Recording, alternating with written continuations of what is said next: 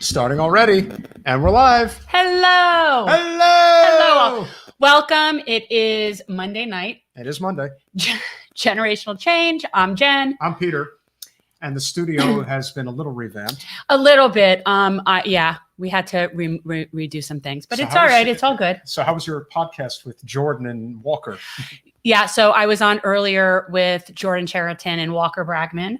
And no, it was good. I mean, they have a lot of concerns about the super spreader that is the state of Florida, and rightfully so. And so apparently, it's like, I guess I'm the representative person from Florida. I guess you're the only considered sane person from Florida. I guess within their little circle they could come on and talk about. But yeah, I mean, we don't look good. We never really do. But yeah, definitely COVID is. It's not a good situation here, and the hospitals are very overwhelmed. And whatchamacallit, I'm losing my. I think that there's also something to it when it comes to the hospital problem. Oh, electional procedures are all canceled and stuff, which is a lot of what Jason does are elective procedures, but they're not cosmetic. They're just not emergent, but doesn't mean they don't need to be done, right? So there's people. Well, I guess in a way, it's kind of turning into the vision of the socialist experience of, well, now you have to wait at the back of the line. Yeah, because people with really pressing health concerns are the ones who get priorities. We also are extremely understaffed. That is also a problem. And nurses are overworked. Doctors are overworked. Yeah. But I think that there is one element of the whole COVID experience that I don't think gets talked about enough. And that, of course, is the fact that we are an extremely unhealthy culture. And I think that really speaks a lot to why we are having these problems. But in terms of focus on Florida, which we will jump into. I'm going to pull up the stories, though. Okay. That's what I'm trying to do. Okay. I mean, you could start talking about that, but I was kind of going to pull up this story. Well, I'm going to need to see which one we should start with. And so. Well, there it is. Well, as a lot of you know, and this apparently became a problem with online left media, the name of the drug is Ivermectin. Is that how you say it? Yes. Yeah. So it's a deworming medicine for horses. Yeah. But that's what you should inject into your body to solve the COVID problem. So here's the thing. So I had to watch Bo about this. And one of the things that people are like about talking about the vaccine is, well, you don't know what's in that. I can assure you anybody that's taking ivermectin has no clue what's in that, because it's a neurotoxin meant for deworming horses. And the proportion dosage that would be meant for a human, even in the rare circumstances, is so small that you won't be able to do that kind of dose for yourself. So that it's just, this is, you know what though? Like, to me, the reason that this kind of stuff doesn't bother me is I really do see that as Darwinism. I do.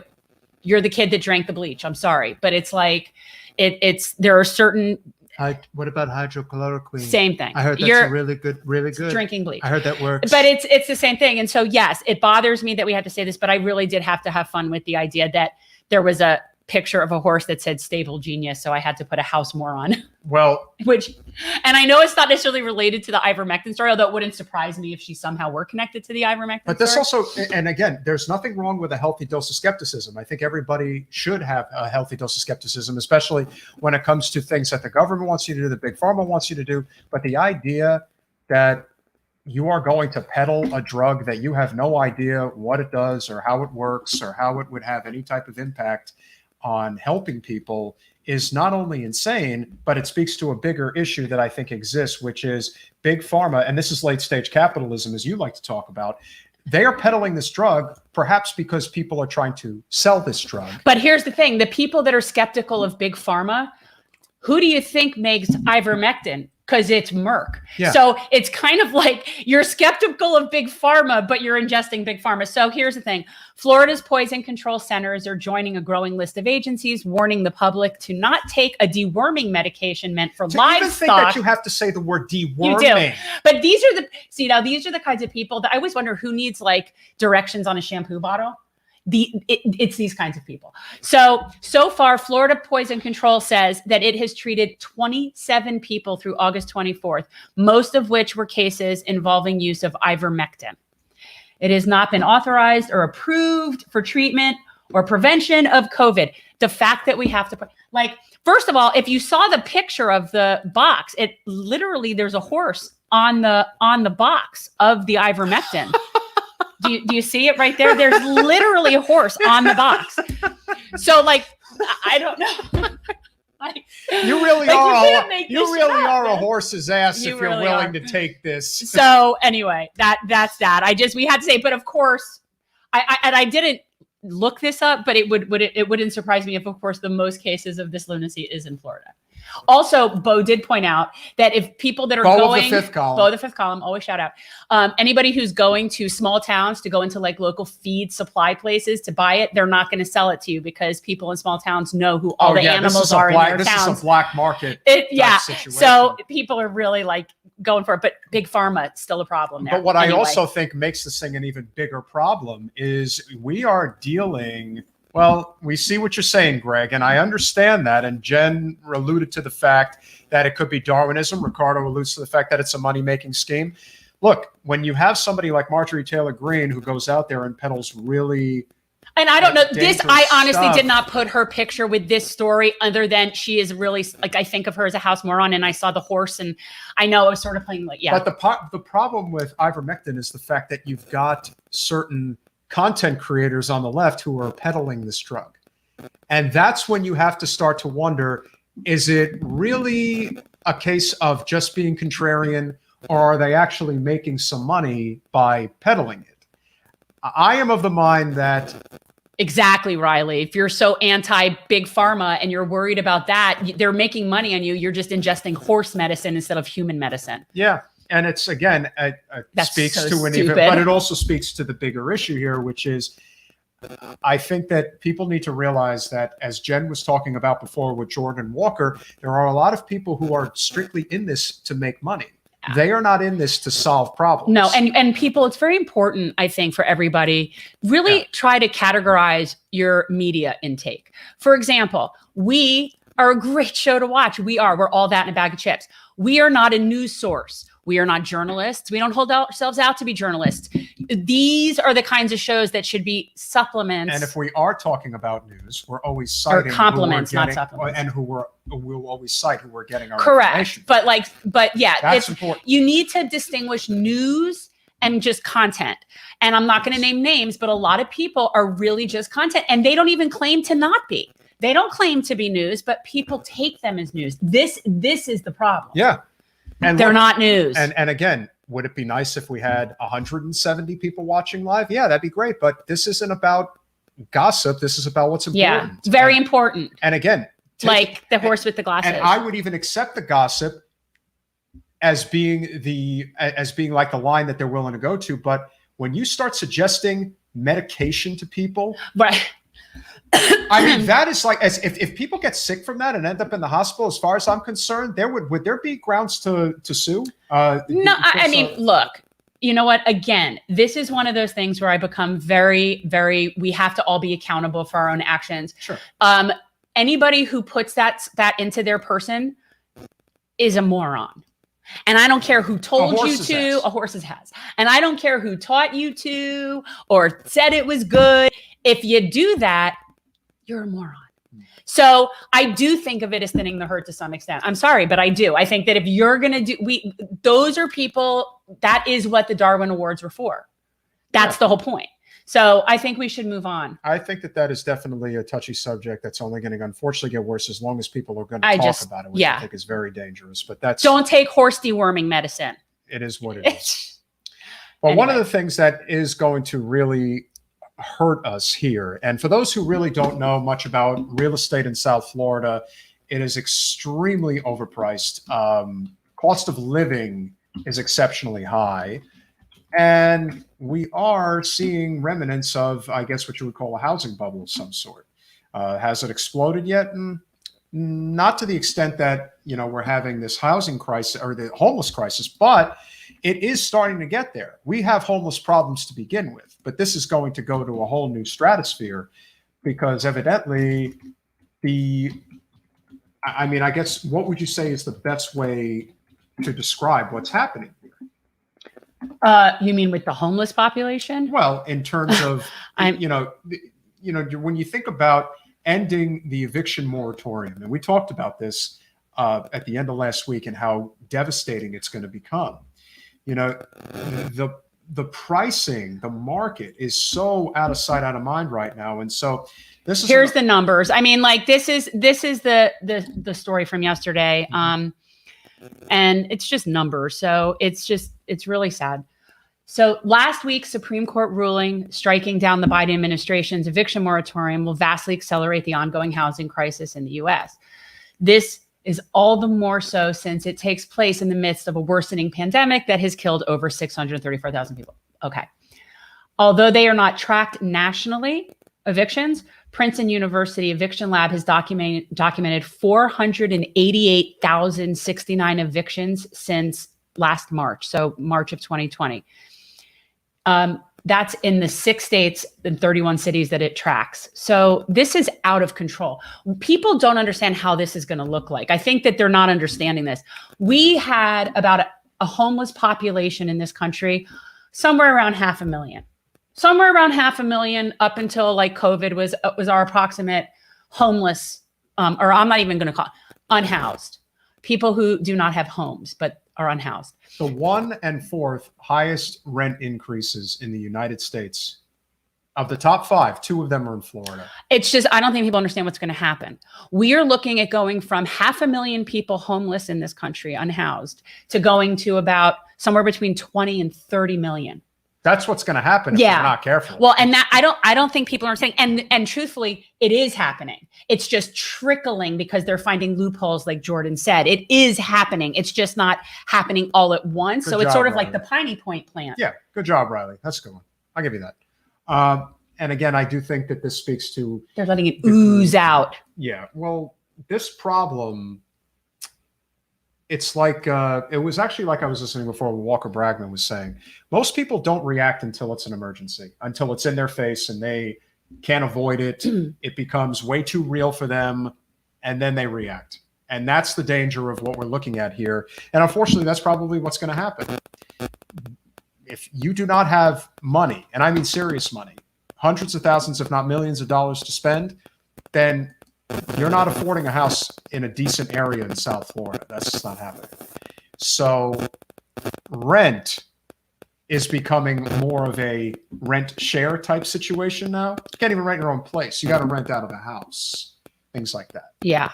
So we are becoming a serfs class, and that's something that is, again, when the dam breaks, it's going to be pretty bad. Yeah, I really don't think people understand what that's going to look like. If you think about ever being in a city and thinking, God, there's a lot of unhoused people here, and now you need to multiply that by, I don't know, 15. Centralized versus decentralized planning. That is something that is very important to consider.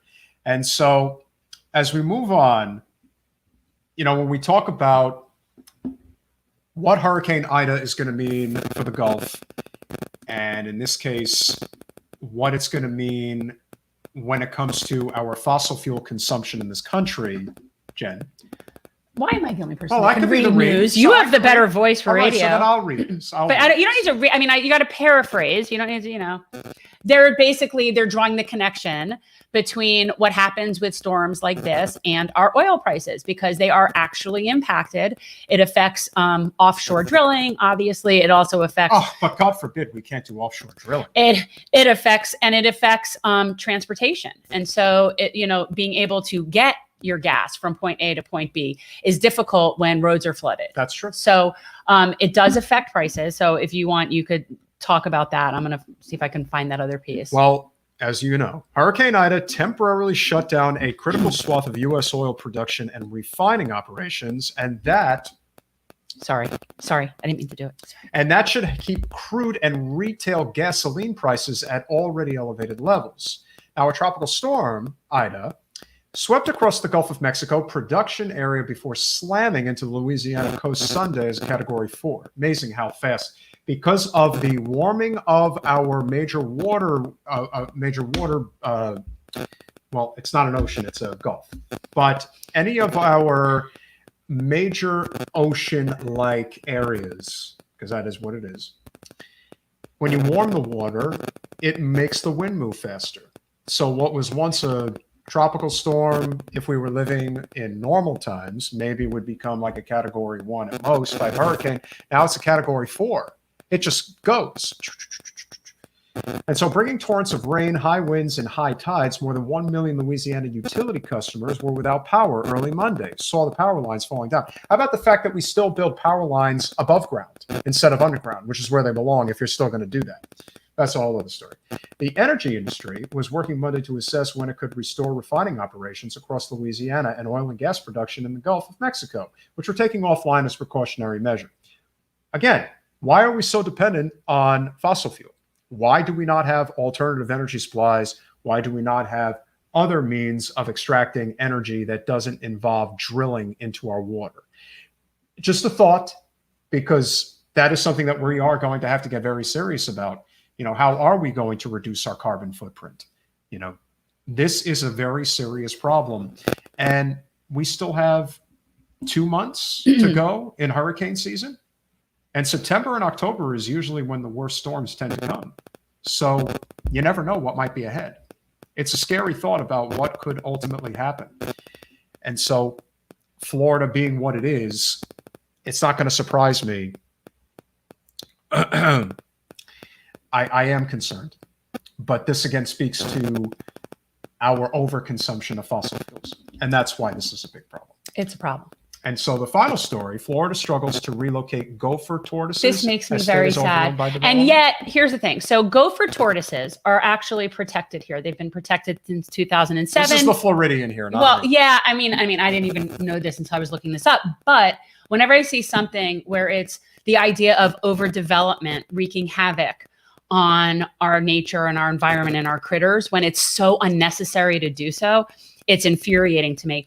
So because they're protected, they're not able to kill them. Developers can't kill them. So what they do is they relocate them. It's kind of like what we did to Native Americans. So there's basically now gopher tortoise reservations in various parts of the state. They are all so full to capacity that they can't take any more in. And so this is just a horrible thing. And let me just say this here. More than 10,000 tortoises were relocated last year, dug out of their underground homes to make room for increasing development. How does that make sense? Why? Okay. You know what? What's so crazy is that it seems to me, and I've driven through Florida a lot. There's some other spaces. Go somewhere that doesn't have a whole bunch of tortoises living under it. This is a problem. So anyway, it makes me sad. I don't think we should be relocating them. But then again, I guess that's the better option than they used to just kill them. So, yes. But really, is it any different? If it's sort of, look at what happens to when you take people or critters and you relocate them and take them all out of what they're used to, eventually I do think that it kills them off as a species. Yeah, there's no question that if we It's a genocide. Well, that's overdevelopment. And overdevelopment It's a is problem. a huge, huge problem. And so tortoises. Yeah, tortoises. They're older than us. They've been around forever. We just have no respect. How about tortoises living hundreds of years? I know. It's the world's amazing. Oldest living creature is a tortoise named Jonathan that lives in the UK. And is what, 1,000 years old or something? No, but he's over 200. Oh, he's over 200. Okay. But he is the oldest documented living creature on Earth. Is this tortoise that lives in the UK? I know this because I am a plethora of useless information like that.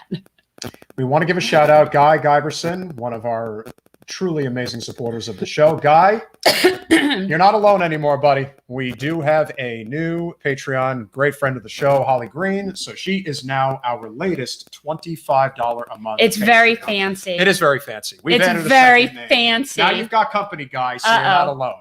That's always a nice thing. Exciting stuff. Yes, it is exciting stuff. It's really awesome. Do we have a Lulu sticker? I do somewhere have a Lulu sticker. She's hiding somewhere. Where is Maybe she's like a bookmark or something. What did I do? Not in We the People. I don't know. No. Yeah. Where's my Lou? It's in there. I don't know. I don't know.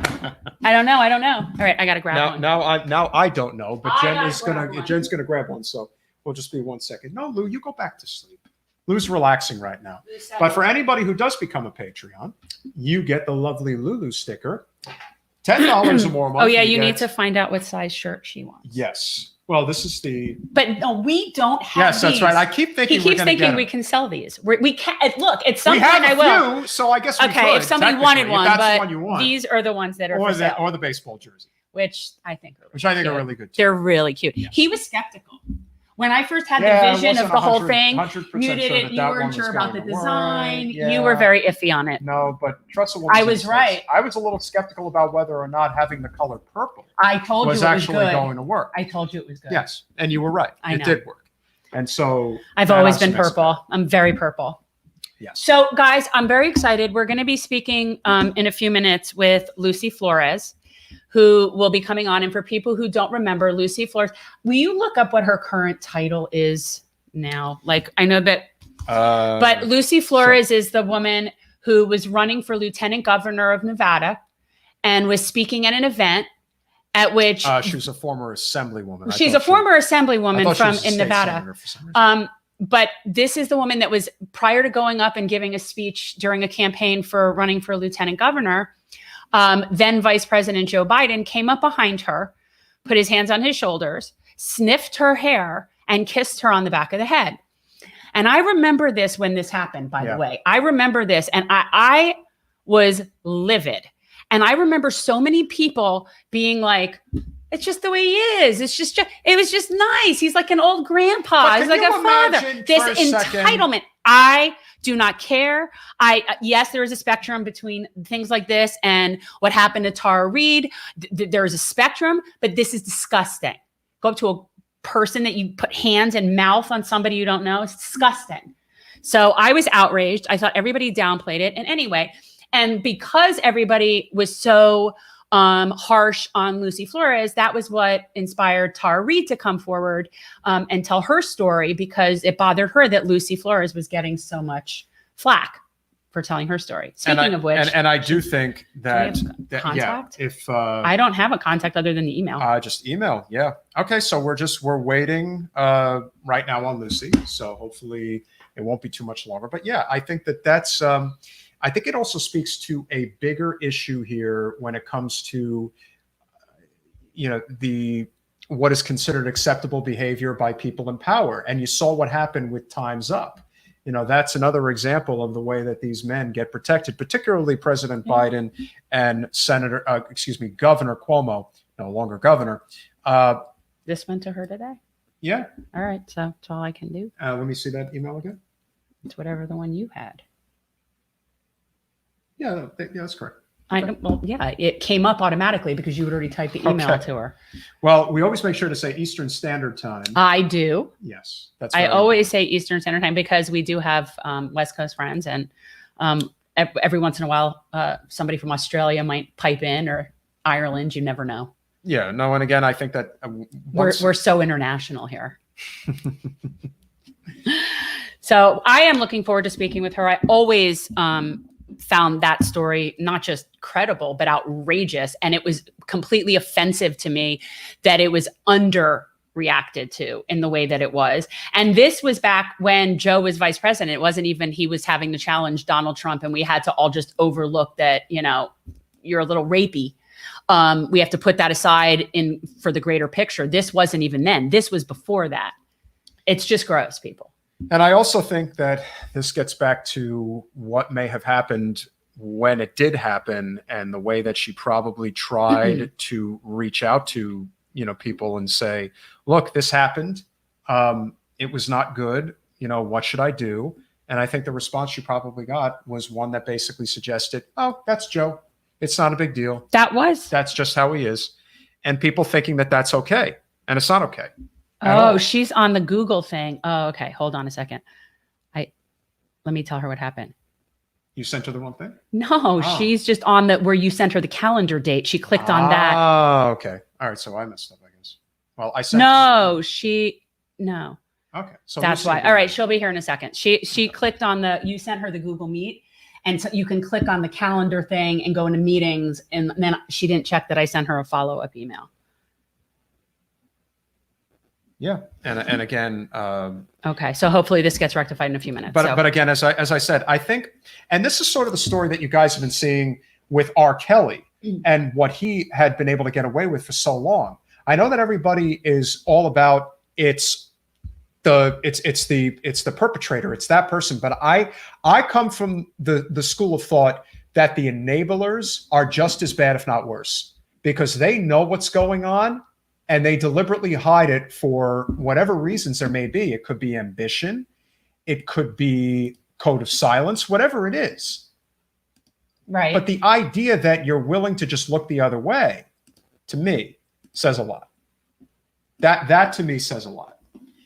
And so I think that when you think about an organization like Time's Up, this is also another one of those reasons why people don't like to get involved in politics. Because as we all know, Time's Up is an organization that focuses exclusively, almost, all right, I don't know if it's 100%, but almost exclusively on people in the GOP. This is not supposed to be a partisan issue here. If you are in a position of power and women are being taken advantage of, and we all know what happens on both sides of the aisle, there is no question here that this is a serious problem on both sides. But if your focus is only on one side, then you're not an organization that's actually helping anybody. You're an organization that is taking advantage of vulnerable women for the purpose of political gamesmanship. That is very dangerous. And that is why there are members of this organization that they're trying to bring down right now. Whether it is Anita Dunn, whether it is Hillary Rosen, Lord knows I wouldn't mind seeing Hillary Rosen hit the bricks, but that's just me. She unfortunately is somebody who, if I've ever seen blatant racism in full view of millions of people, and what she did to Nina Turner is about as bad as anything I've ever seen. And the fact that Nina was so gracious in the way that she handled it, I still thought was incredible. I don't know how she didn't explode on her. And if you've never seen the video of Hillary Rosen basically telling her that you have no standing. To quote Dr. K, this woman.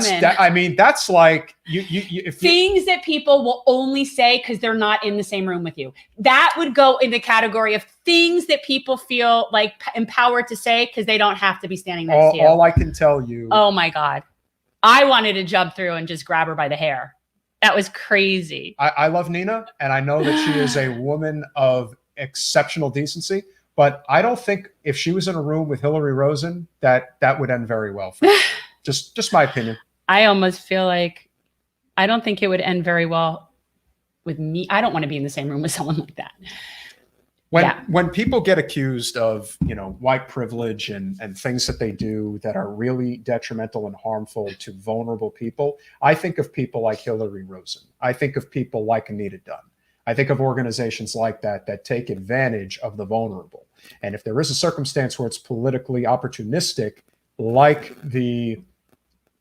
why am I blanking on his name? The Supreme Court justice that you think is a joke. That is a joke. That you got to be way more specific. That is a joke. Amy Coney Island? Brett Kavanaugh? Brett Kavanaugh. Because Brett Kavanaugh never actually tried a case. I don't even know how that was possible. I don't think she has either, actually. Wow, that's it. I don't think she has either. What have we done? I mean, listen, our legal system was bad enough to begin with, but what the hell has happened to it? It's like falling off off a cliff now. I mean, that is so bad. It's like, I can't even. The marshal doesn't approve. No. Not at all. No. And that to me, I think is really the problem. And I hope that Lucy will want to talk about it, because I still think that a lot of her decision to come forward. There we go. To do with the reaction of, it's not a big deal. No. Okay. No. So it is a very big deal. So let's bring Lucy on, because we obviously didn't. We had a misunderstanding. She went into the Google instead of and the truth is that is something that I would do. Well, it's something I probably have done. We're going through a situation right now where we're trying to figure out our production situation, because it basically is us. Yeah, we run the whole operation on our own. And I am tech challenged, so we have some issues. I'm really good at following directions. I'm like, if there's a link there and it's in my calendar, I go to it, and I'm like patiently just sitting there waiting. So I don't know if you were listening before you came in, because you weren't in the back. Right. So I preface this with is that when you came forward with your story, or at least when it made news or when I heard about it, I was livid, like beyond livid. And I had people around me basically saying, it's just it's just Joe. It's just, this is just what, and I'm like, and then I felt almost gaslit for thinking that this was one of the most disgusting. People don't understand that it's a matter of entitlement. It's the entitlement of it. And to not get that was astounding to me. And I can't fathom what you felt like when I felt like I was being gaslit for thinking that this was an outrage. So talk a little bit about, because we know the story, but talk about the repercussions of sharing your story. Well, I mean, I think that the repercussions are what all women who speak out against any powerful man experience, right? My character was attacked, my motivations were attacked. I mean, every last possible conclusion that anyone could possibly think of was made without my consultation, without input from me. Conclusions were drawn, and bottom line is that you're a terrible, vile human, and you're clearly only doing this for attention, right? Like, that's what happens to all women. It's the MO, it's what happens. And so I was really mentally prepared for all of that. For me, from the very, very beginning, what I said was that yes, it was about talking about behavior that had not been treated with the appropriate response and the seriousness that it deserved, but that it was also that Joe Biden was in a position to actually demonstrate leadership, because it wasn't just him, it's all men. I shouldn't say that. It's not all men. It is the patriarchal system under which we as women have to live in, right? And that we're socialized from a very, very, like, the moment we're born, right? And if you look at Cuomo now in the situation where literally the exact same words that Biden said was like, I'm just a friendly guy. I hug people, I kiss them on the cheek, and so my thing was always, it's just so fascinating to see how, unfortunately, so many people on what I call our side will go through these mental gymnastics in order to rationalize behavior that if it were anywhere else, if it were on the Republican side, an opposing side, someone they don't like, someone who's easy to villainize, is easy for them to do. But then when it comes to being introspective and calling out all behavior because it's wrong, period, no matter who does it, that all of a sudden, it's just a completely different situation, completely different standard. So I was prepared for everything that happened. Again, that doesn't necessarily mean that you feel any better about it. It's still really hurtful. I definitely lost personal friends who I thought were friends, but they were never your friends. That's right. And listen, I've been in politics long enough to understand that already. It's also a really sad commentary on the state of our politics, and especially for women and women of color in politics, that you have to go into it with this expectation that you will be abused, you will be hurt, you will be judged by different standards, and that you just have to be tough about it. Instead of actually changing the behavior, we have to change ourselves. We have to develop this armor. We have to become, these machines essentially with like no feelings, right? So I had been I was already accustomed to it, but again, you are a human, and I don't think you never really stop. The sting never really goes completely. No, and I just want to touch on something you said where, no, it's not all men. But let me be very clear, and I've said it a million times, and I will always say it. I do not know a single adult woman that has not been violated in one form or another along a spectrum. And yes, it's a broad spectrum.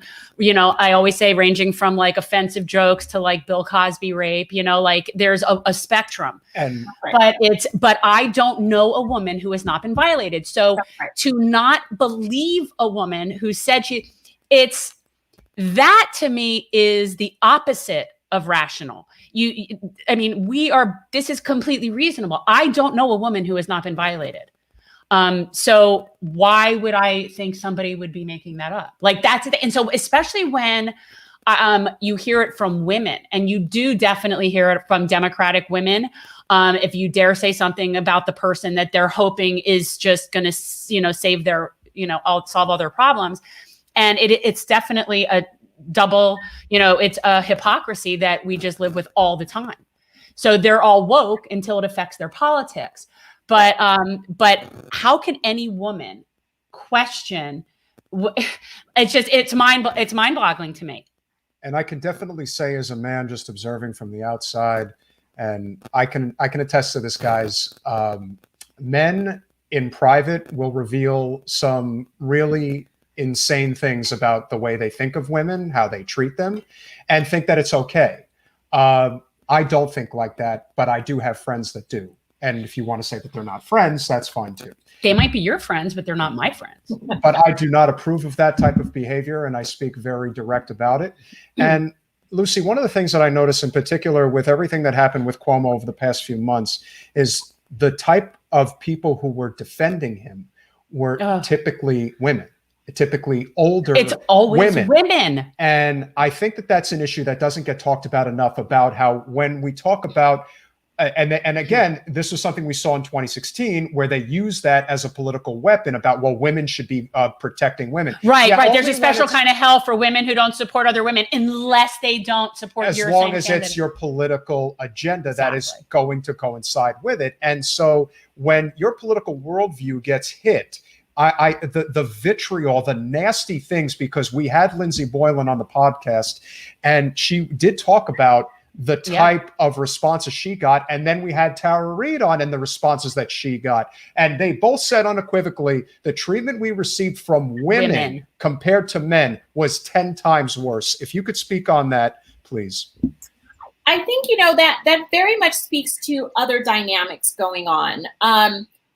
So a couple of things. So this is just my observation, and not just in the situation with Biden and his inappropriate behavior, but really just in the political space period, and really anything that entails power and power dynamics.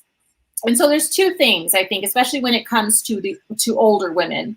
One, I think there's a lot of internalized misogyny going on. I think that there's this phenomenon. This happens also with people who break cycles of poverty and really get brainwashed into the bootstrap mentality. This happens there too, where basically they kind of look at it like, well, I went through that, I experienced that, I survived, you can too, right? This is no big deal. And so it's a minimization that occurs because they're like, well, I went through it, I did it, and look at me, I'm fine. You're fine too. Stop making a big deal. You're so sensitive. You're this. And so I think a lot of it just becomes internalized, and it is internalized misogyny. It's that, so many of these women, especially the older ones, that would literally say things like that, like, oh my gosh, she could have just said something, or why didn't she just slap his hand off her back, or why didn't she just slap him when he kissed her, and all these things, like why this, why that, when they know damn well that those dynamics are complicated, and that most women, if not probably all women, would not dare do anything like that, right? Like, and it's so easy for them to judge because, again, they have really internalized all of these messages, their own experiences, what they were forced to go through and what they were forced to accept. And now we are in a space where this generation and younger generations are being empowered in such a way where we're saying we don't have to accept that anymore. This is not Mad Men. This is not the days of 70s backslapping old white man politics. That's not what this is. And we are going to begin to speak out now. We are being empowered to do that. So that's one. The second thing I think is that it's really just a matter of power dynamics and adjacency to power. You see this a lot when it comes to white women, especially in how white feminism protects white feminism, right? It protects its own members. And so you will be a woman up until your power structure is threatened. And so voting rights, right? When suffrage movement, when white women were fighting for their right to vote, they were like, listen, Black women and Native women, y'all are going to have, we're not even thinking about Mexican women because, you're over there in the other part of the country. We're not even sure if, what's going on with old Mexico, so it's like, it's all this thing, right? And they're like, we're going to deal with ourselves because we're the ones that matter. And we don't need you. And that's still that dynamic, right? Is that you have women who, whether it's because of their adjacency to power, like what happened with some of the top people in the Time's Up movement, who were, who got involved in defending Cuomo, and while at the same time running this national organization that supposedly is, an integral part of Me Too, the Me Too movement, and holding men accountable. You have those same women who are turning right back around and advising Cuomo on how best to attack women like Lindsay, right? And that has absolutely nothing. I don't think it has a whole lot to do with internalized misogyny at that point. I think all of it has to do with their adjacency to power. And the only way in which they can hold on to that power and that influence is by protecting their positions. Right. And at that point, it's self-serving. Right. At that point, it's just completely self-serving, and that's what, and it would be done for whomever was in that position, male or female. And it's a question of protecting that, and then it's a question of morals at that point, right? And so I think that you have those two dynamics that are happening all at the same time, and that has happened with women since the beginning, and it will to a certain extent always happen. And again, that same dynamic occurs within Democrats, within folks that are interested in protecting power structures. And so when it comes to calling out inappropriate things, calling out bad behavior, literally speaking up for supposedly the morals that you have, right? All of a sudden that goes out the window because folks are more interested in those other. Not all of us. Not all of us. No, of course not. Of course not. And luckily there are plenty of us who, who that's part of the reason why I'm no longer in politics, right? I had to step away for my own let's talk about that, like what you're doing now. Like, let's talk about that. Like, talk about the Luz Collective. It's Luz. Excuse me. It's so I'm funny. a guy. What do I know? I always say, like, and the thing is about, like, I will walk into a room where people do not speak English, and I'll do my best, but essentially it's like, lo siento, soy gringa, and that's it. And he is worse than me. I grew up in Florida and lived in San Antonio for 6 years. So okay. Let me assure you. He's the worst. Let me assure you, Duolingo does work. Not for you just you. have to be consistent with it. Oh, and God. I'm not consistent enough. You know what? If you started speaking Spanish, I would be able to at least understand part of the conversation. No, you wouldn't. Yes, I would. But I wouldn't be able to speak it. You so there's that. I literally was going to say, like, aren't you Florida based? Okay, but wait, Lucy, your family is Mexican, yes? Yeah, my family's Mexican. Okay, so let me say that I understand that dialect infinitely better than Cuban and what we have down here. Well, Venezuelan, yeah, forget. It's just too fast. And no, it is. And when I lived in San Antonio, I did infinitely better, even though I grew up here. So for some reason, I understand Mexican Spanish. Not great, but better is what I'm. Well, I mean, same. Mexicans will tell you the same thing. Right. Like sometimes we have trouble understanding. Okay, so you can and then we get Spanglish. And we get the Spanglish. I don't know what that is. Like, you know. The biggest issue to me is speed, and that particular part of Latin culture, particularly Cuban and Venezuelan, they speak it so fast I can't keep up. Mexican is the right pace. If I was only listening to that, I'm sure I'd pick it up. So where are you from, Lucy? I'm born and raised, well, not raised, but born in LA, raised in Vegas. My parents are from Mexico, so I'm second gen. Part of the reason why I founded the Luz Collective is specifically because of that. There's so much that we don't know and recognize in mainstream media about the Latino community. The first one being that the vast majority of Latinos in the U.S. actually are English dominant. Somewhere around 80. You mean you're not all the same?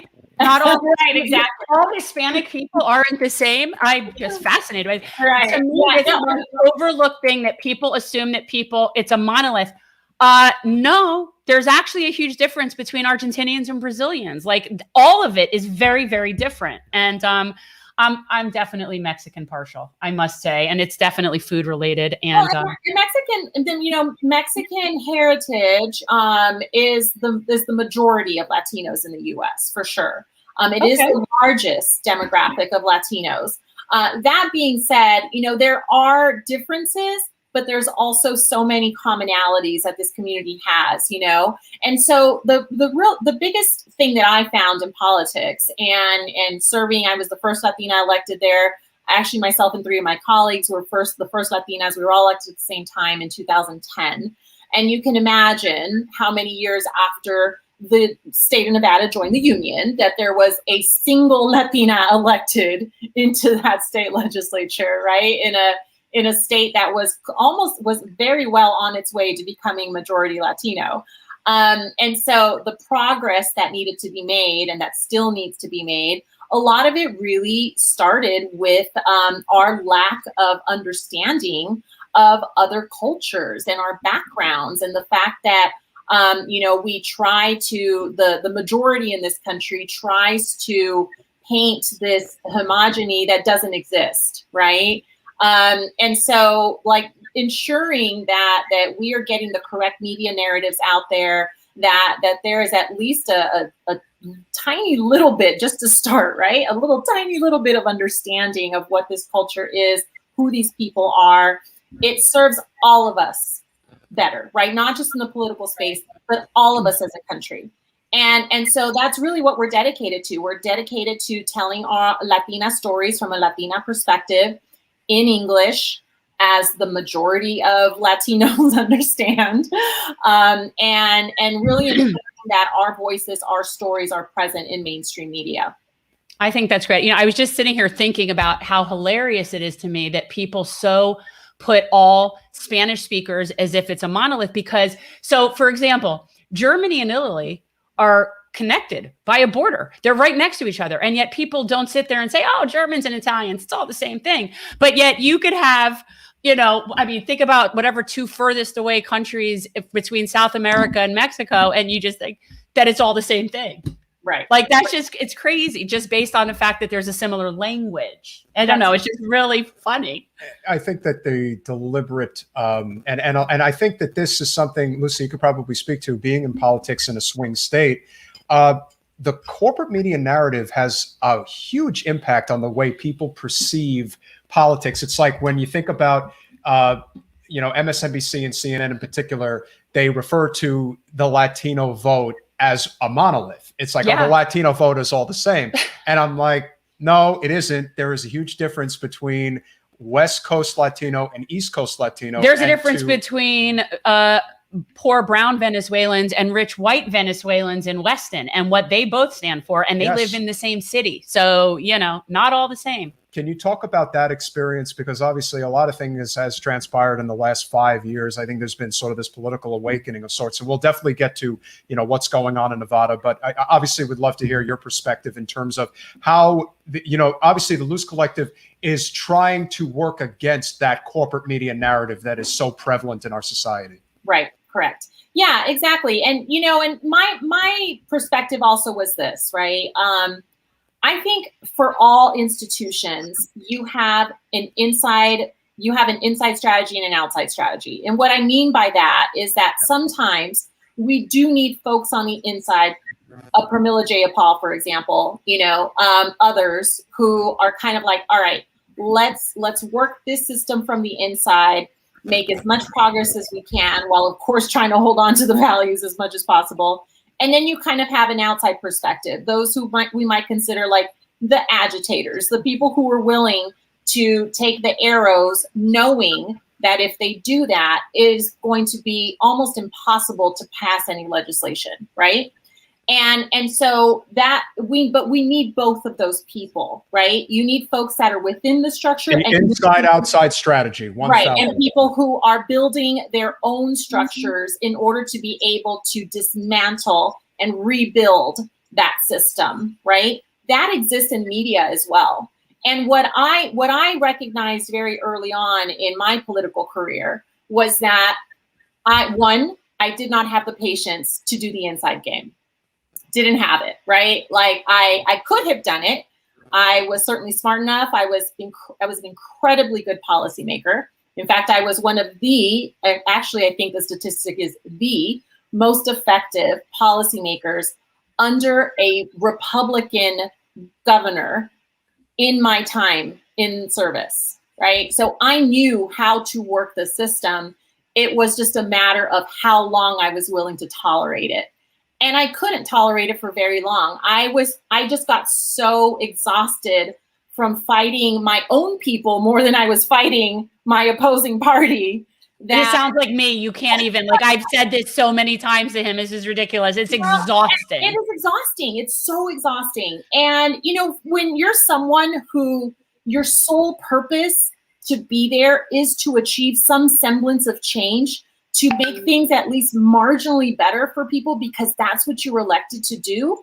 You're not there to be a party loyalist. You're not there to be a party cheerleader. You're not there to be any of those things. You're there to try to improve the lives of as many people as you possibly can. And for me to have to sit there and, you know, kind of play these games, if you will, and keep your mouth shut because you know that you need that chairmanship in the next cycle and all of these other things that go with it. Frankly, I just did not have the personality, the patience to deal with it. And so I did end up running for different offices where, you know, I didn't necessarily have like the oversight of my leadership and those kinds of things. The Democratic Party, of course, did everything to defeat me, which they eventually did. And so that is, I mention all of that because that is the approach that I also take it to the media space. And it's an approach that's necessary in the media space too.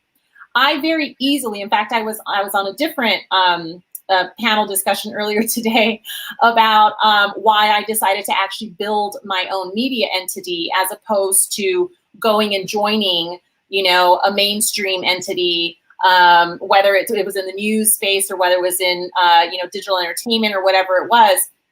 And literally the biggest reason is the same reason why I did not stay within the, you know, with the legislative body in Nevada, is because I, again, was not willing to go into an institution and play those games in order to achieve, you know, a modicum of progress.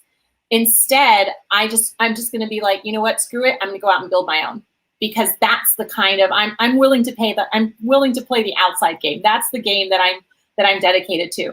That game in many ways is a lot harder, right? Like trying to not only maintain that, but build things from scratch. You're still fighting those same institutional barriers, only in different ways. It's hard, you know, and it is exhausting. But I also think, you know, it's on your own terms. It's for your reasons. And you know, it's you're only limited by the effort that you're willing to put into it.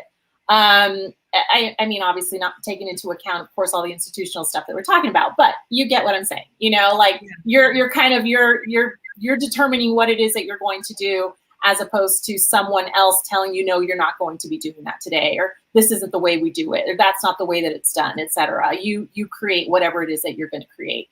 And I love that. I love that. And that's what we do at Loose. And, you know, we are producing these stories and telling and showcasing our community and disrupting narratives and disrupting stereotypes.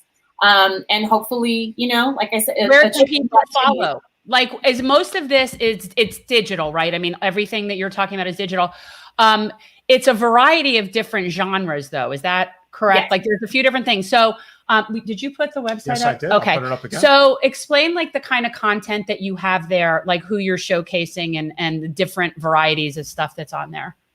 So we're literally showcasing all kinds of different stories, all kinds of different issues that matter to not only just the Latinx community, but the community at large, right? I mean, the really wonderful thing about media is that stories are universal, you know? We have no problem. I have no problem going to a movie or watching a media newscast or whatever the case is and seeing an all-white cast or an all-male panel, right? We're so used to seeing these things that we don't even question whether or not that we find that entertaining or we find that interesting. it is the exact same concept when you talk about Black media or Latino media or Asian media, et cetera, right? The stories that we're telling, yes, are for the purpose of highlighting and centering Latina voices and Latina perspectives and experiences. But in terms of who our target audience is, first it is the Latinx community, but it's also the community at large, right? Because we know that the content that we're producing is going to be interesting not only to us, but to everybody else as well. So it could be about, women doing amazing things in entrepreneurship. It can be stories of new musical artists. It can be breaking news about whatever topic is affecting or centers a Latina or a Latino in that particular thing that happened. We do a lot of advocacy in terms of uplifting stories that maybe wouldn't otherwise be paid attention to. For example, the young woman who was murdered on base in Texas, and all of the advocacy that occurred when, again, mainstream media wasn't picking up on the various things that are happening to our communities. So it's a lot of variety, but it really just, the whole point is that it's centering these stories and giving it from, and creating that content from an authentic and culturally appropriate perspective. Have you all addressed like what is going on at our border? Obviously the immigration issue is massive. And it's really more pathetic that people are being used as political pawns. But usually what runs through my mind is from a very female perspective, where I'm thinking of, and I think about this all the time, wherever part of the world it is, that these are just, like I could cry. These are just mothers trying to get their babies from point A to point B without getting killed. That's it. That's all they're trying to do. And like, it's very, like it's gut wrenching to me, a lot of this stuff. And I would think that this is, especially when you're talking about in the Southwest, that this is probably a pretty pressing issue. And there are women whose experiences I can't even fathom. I just was wondering if you touch on that. Yeah. So for example, every week what we do is on our Instagram, that's the Loose Collective on Instagram. We produce something called the Loose of the Week. And it's just a little roundup of the 3 top stories that we think are worthy and are interesting to our community. And so the 3 top stories from this week, I'll give you the 3 headlines. The first one is Airbnb to give housing to refugees. The second one is Biden's administration keeps ruthless migrant policies. And the third one is the FDA granted Pfizer full approval. Okay, so clearly you're addressing immigration issue. I mean, I would think so, just based on the fact that I would think that you would, but yeah, I'm glad. Well, and we also cover politics from a very, I wouldn't say a nonpartisan. It is nonpartisan, but it is more from a. I tell people very simply, this is the perspective that we take, because we are a for-profit media company. We're not a nonprofit. So the perspective that we take is this: we are for you if you are for us, period.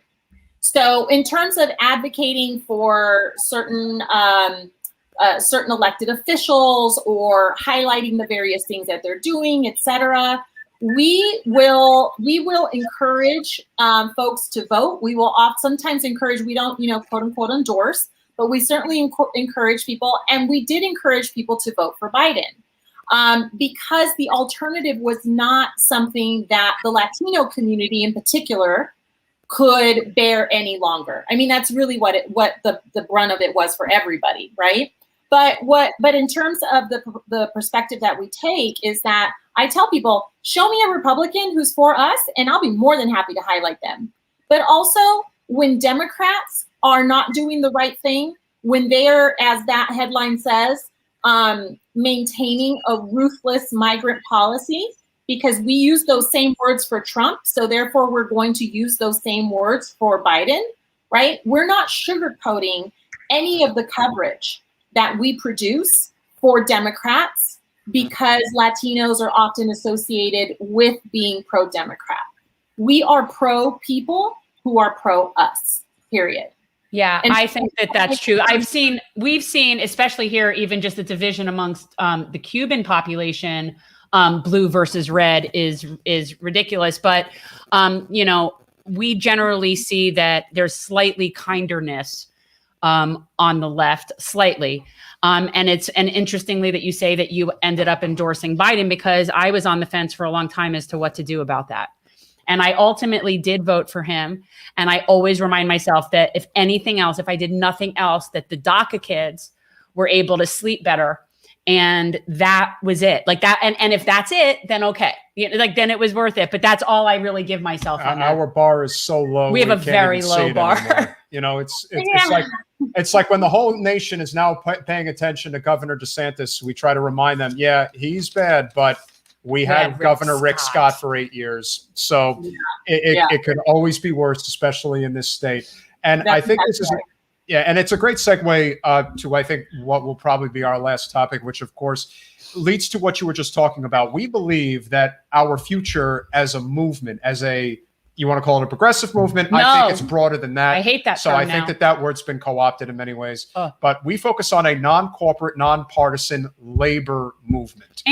And really justice. I mean, it's about justice, but we think that labor is the path to uniting the most amount of people politically. A lot has changed since Roberta Lang slammed that gavel down in 2016.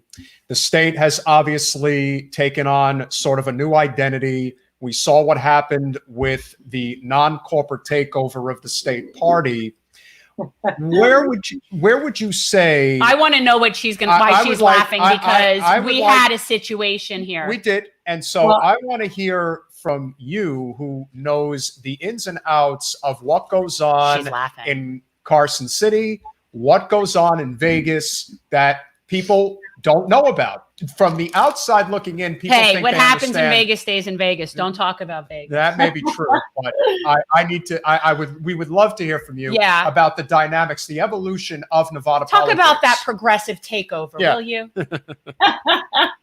Well, I laugh because the very first controversial thing that happened when the new chair took over from the progressive wing, if that's what we're calling it, was that the state party emptied their bank accounts before they were able to take over. So they literally, and they left them with $0, right? Or at least as close to zero as they could possibly get it, right? They're like, okay, you want the party? You're going to have to raise your own money. And I was like, oh my gosh, that is totally par for the course for Democrats in Nevada. Like, I wasn't surprised even for a second that the first thing they would do is do all the machinations and be like, boop, boop, boop, boop, empty, zero, you're getting nada. And because it's not about party, and it's not about achieving our party platform and electing the best people. It is about protecting the power structure in Nevada. It's always been that way. I don't know how long it's going to be that way. I think that there is just, and for a long time under Obama, because he destabilized the party structure, and he tried to kind of build his own with OFA and everything that happened there, and starved the parties of money and resources and support that they needed. I mean, it just created this vacuum.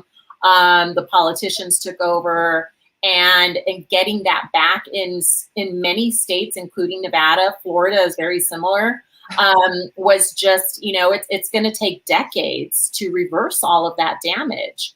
And because, at the end of the day, because of how much money, and, this is one of the reasons why I was a Bernie supporter very early on, is because I said to myself, when the Supreme Court decision around Citizens United came down, I said, this is literally the beginning of the decline. And it was, right? The everyday voter, I tell people all the time, they have, and so I do empathize with them, because they have no idea they're being manipulated. They don't know that between all the dark money and between all of the messaging that they're being bombarded with, they really don't have any idea that this Democrat that is using the progressive label and as being backed by all of these power structures, sometimes including labor as well, because labor is very much in that institutional democratic establishment structure in Nevada. Like, you know, it's difference between management, labor bosses, and rank and file. Huge distinction. Massive difference. Yeah. Massive So I just we weren't gonna touch. We don't need to go there, yeah. but needless to say, but I think it's important.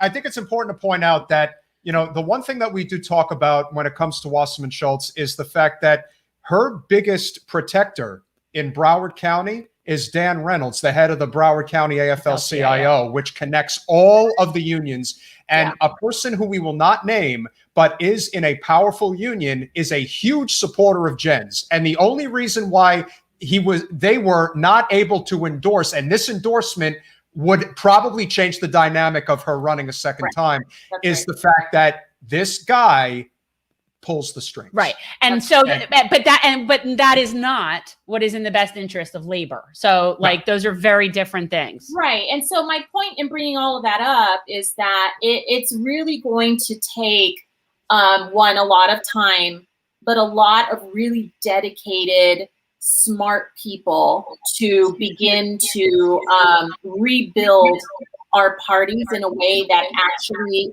is true to our values, supposedly our stated values, and our platforms that we've adopted, right?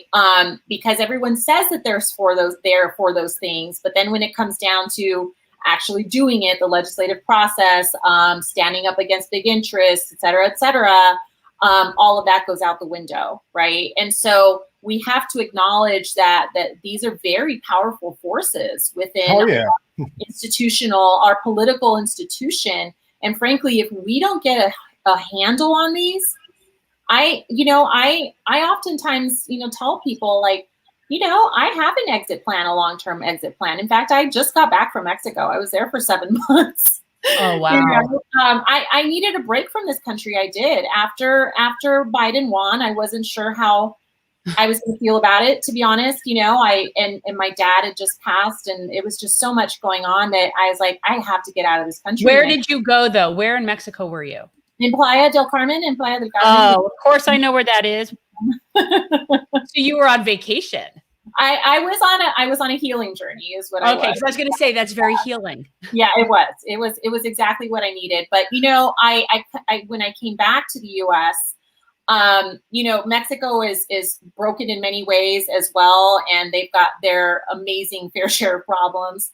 But I will say that the callousness that exists in the United States right now, the level of selfishness, the toxicity, the racism, you feel it in this country. And then to see our own people, to see our leaders really becoming a part, or being a part of maintaining this status quo, it's heavy. It's heavy. And someone is saying that they need a healing journey too. Yeah, it is. We have to take that for ourselves. And so I very much empathize with any activist, first and foremost, anywhere, any Democratic activist, anyone who is fighting against the status quo. Certainly those who are in leadership positions right now, but then also our everyday folks who are just trying to do what they can, especially in places like Nevada. Imagine taking over the state party only to the very first thing that they do is empty out the bank accounts. Like, what is, can you imagine? Like, it's just, and it's all fun and games for them, right? Like, they're just protecting their power and doing what they have to do. Nobody notices, right? Like, the everyday person doesn't pay attention enough to like recognize that this is a part of their manipulation. So yeah, it's an uphill battle, but I do think that it's an uphill battle that lots and lots of people are dedicated to fighting. Well, we absolutely support you know, Amy Vilela, and we certainly think that a representative like her would definitely make a difference, especially for the people of Vegas. And her story is absolutely heartbreaking. I don't know how, you know, again, anytime you have to bury your child is obviously something that you can't even fathom, but having to do it based on the fact that we have the most destructive healthcare system in the world is something that, again, I can't even imagine how she holds it together. But the fact that there is this sort of this uprising, this desire for change, I think is a huge deal. And I'm wondering, you know, if you wanted to put your thinking cap on, because this is something that, especially for the, you know, for the Loose Collective, and hearing like how you would, let's say, direct somebody like AOC, because a lot of people look at her as this amazing leader, but there's also a lot who don't think that she does enough. What I think is the missing ingredient right now with her is the fact that there isn't a big enough outside movement basically learning from what she has been able to accomplish and then taking the natural next step. Having the people in the streets barking down her door at her office is not the answer, but taking the initiative to say, all right, she did this. She is obviously doing what she feels she needs to do, but there must be an outside strategy to work alongside what she needs to be doing on the inside. So I just kind of thought of that at random, but I thought this might be right in your wheelhouse for what your organization does. Would love to hear your thoughts on that.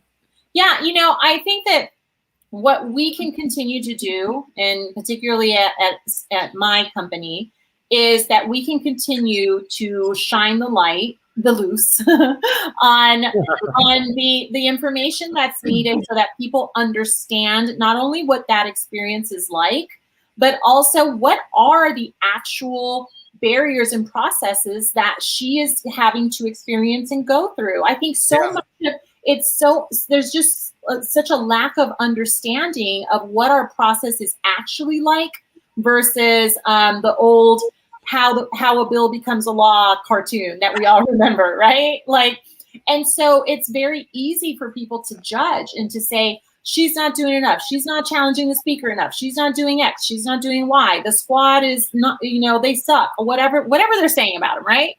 And literally not take it a step further to try to understand what exactly is it that they need in order to be able to push legislation Exactly. forward. Right. That's part of, unfortunately, what they are all now trying to explain. And this is actually a really great idea, because I think, you know, this actually might be a really great story to produce. So thanks. Like, I have a new editorial pitch. Well, you know what's interesting is I that have a few good ideas here. No, well, what's interesting is when we were talking about way back about the force the vote issue, I remember thinking, yes, it's not a bad idea, but the way it needed to be done was needed to be working with them while they're on the inside and saying, look, we have support, we have your back out here. This is how we should do this.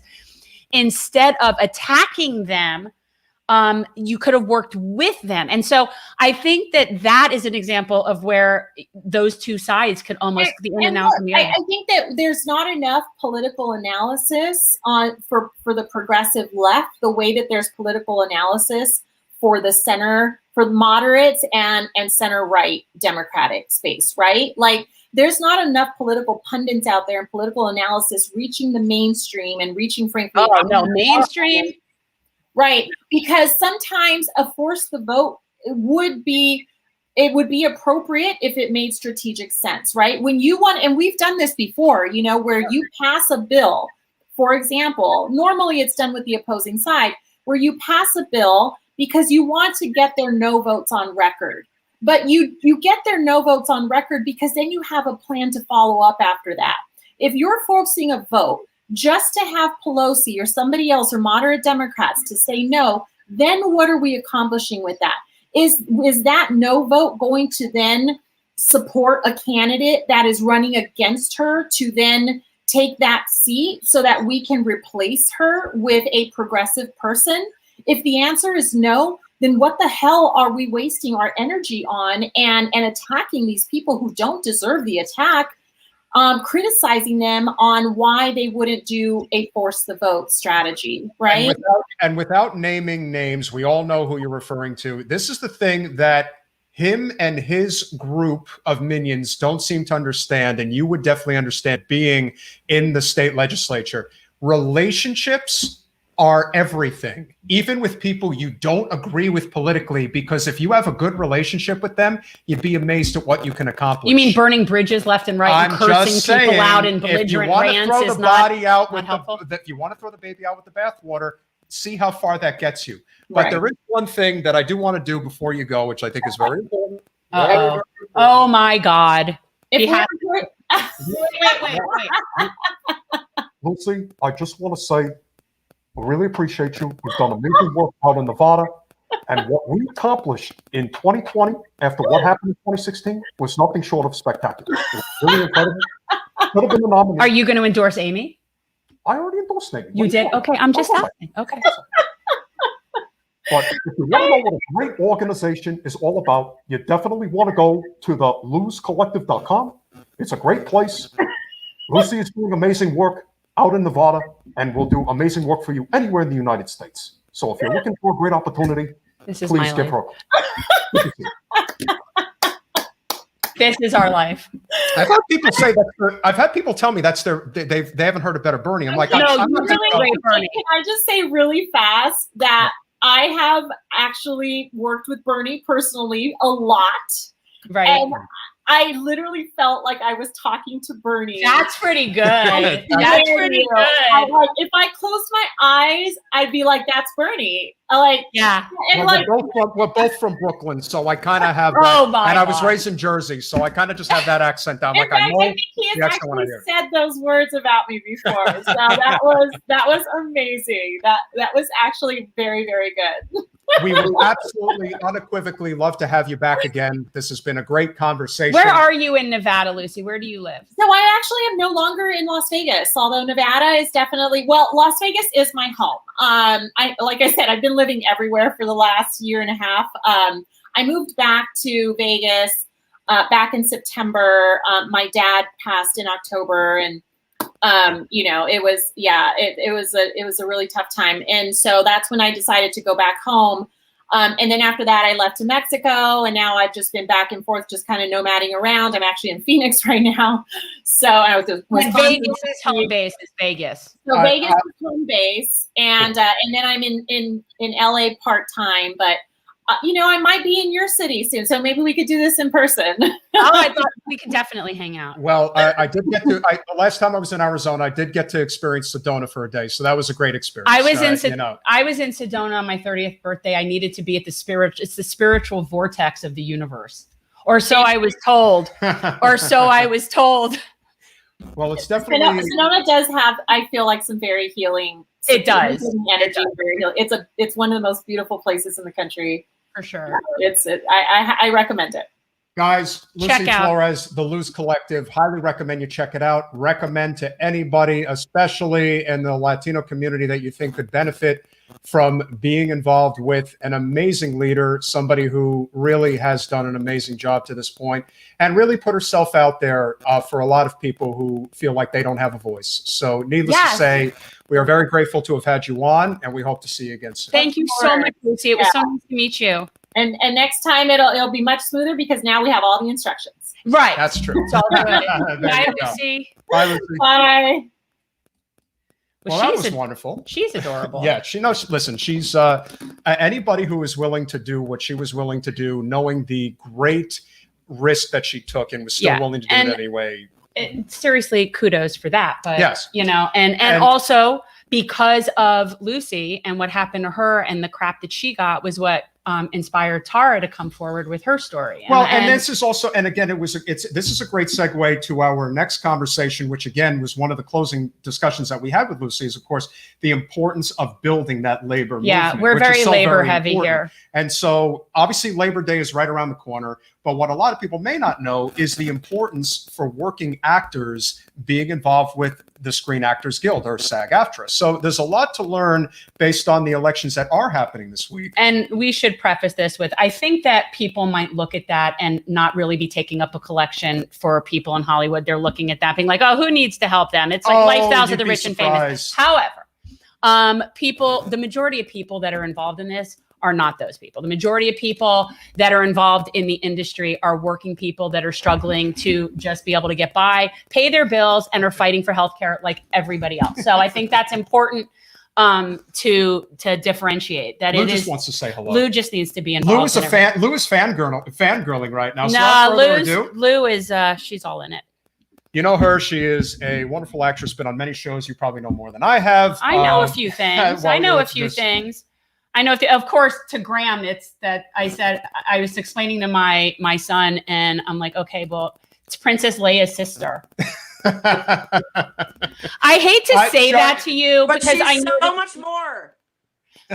well, That's you are for sure, and so is she. And I hate to say that, but I don't know how else to say who my guest is to a 15-year-old boy. Like that's just how it went. Jolie Fisher, welcome to Generational Change, and a wonderful gentleman who is involved in this movement as well for SAG-AFTRA and, of course, for workers' rights, union rights. Yes. David Jolliffe, welcome to Generational Change as well. Hi, kids. I love. Hi. I thought that I would invite David Jolliffe because he is our, our Yoda, our most senior member on our. No, not our most senior member. No, that's not true. We've got Elliot Gould, and but David is. We go to him for all of the knowledge. He's been involved in so many negotiations and been on the board for so long. So I wanted to get my facts right for you all.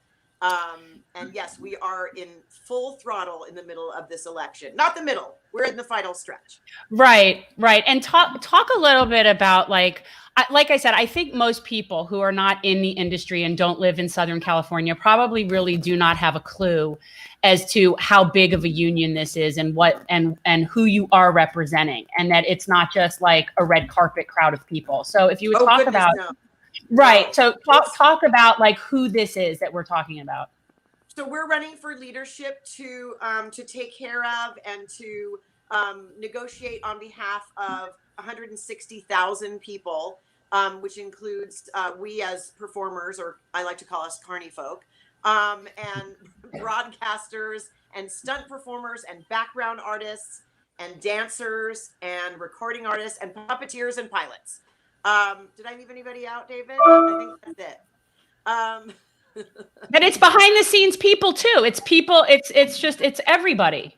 Right. Well, our union represents those 160,000 people, and we are up in arms about what has happened in the past. Well, it's been happening, but in the spring of 2020, we had a contract put before us, and like you said, it's not movie stars screaming from their mansions about getting better seats on a plane.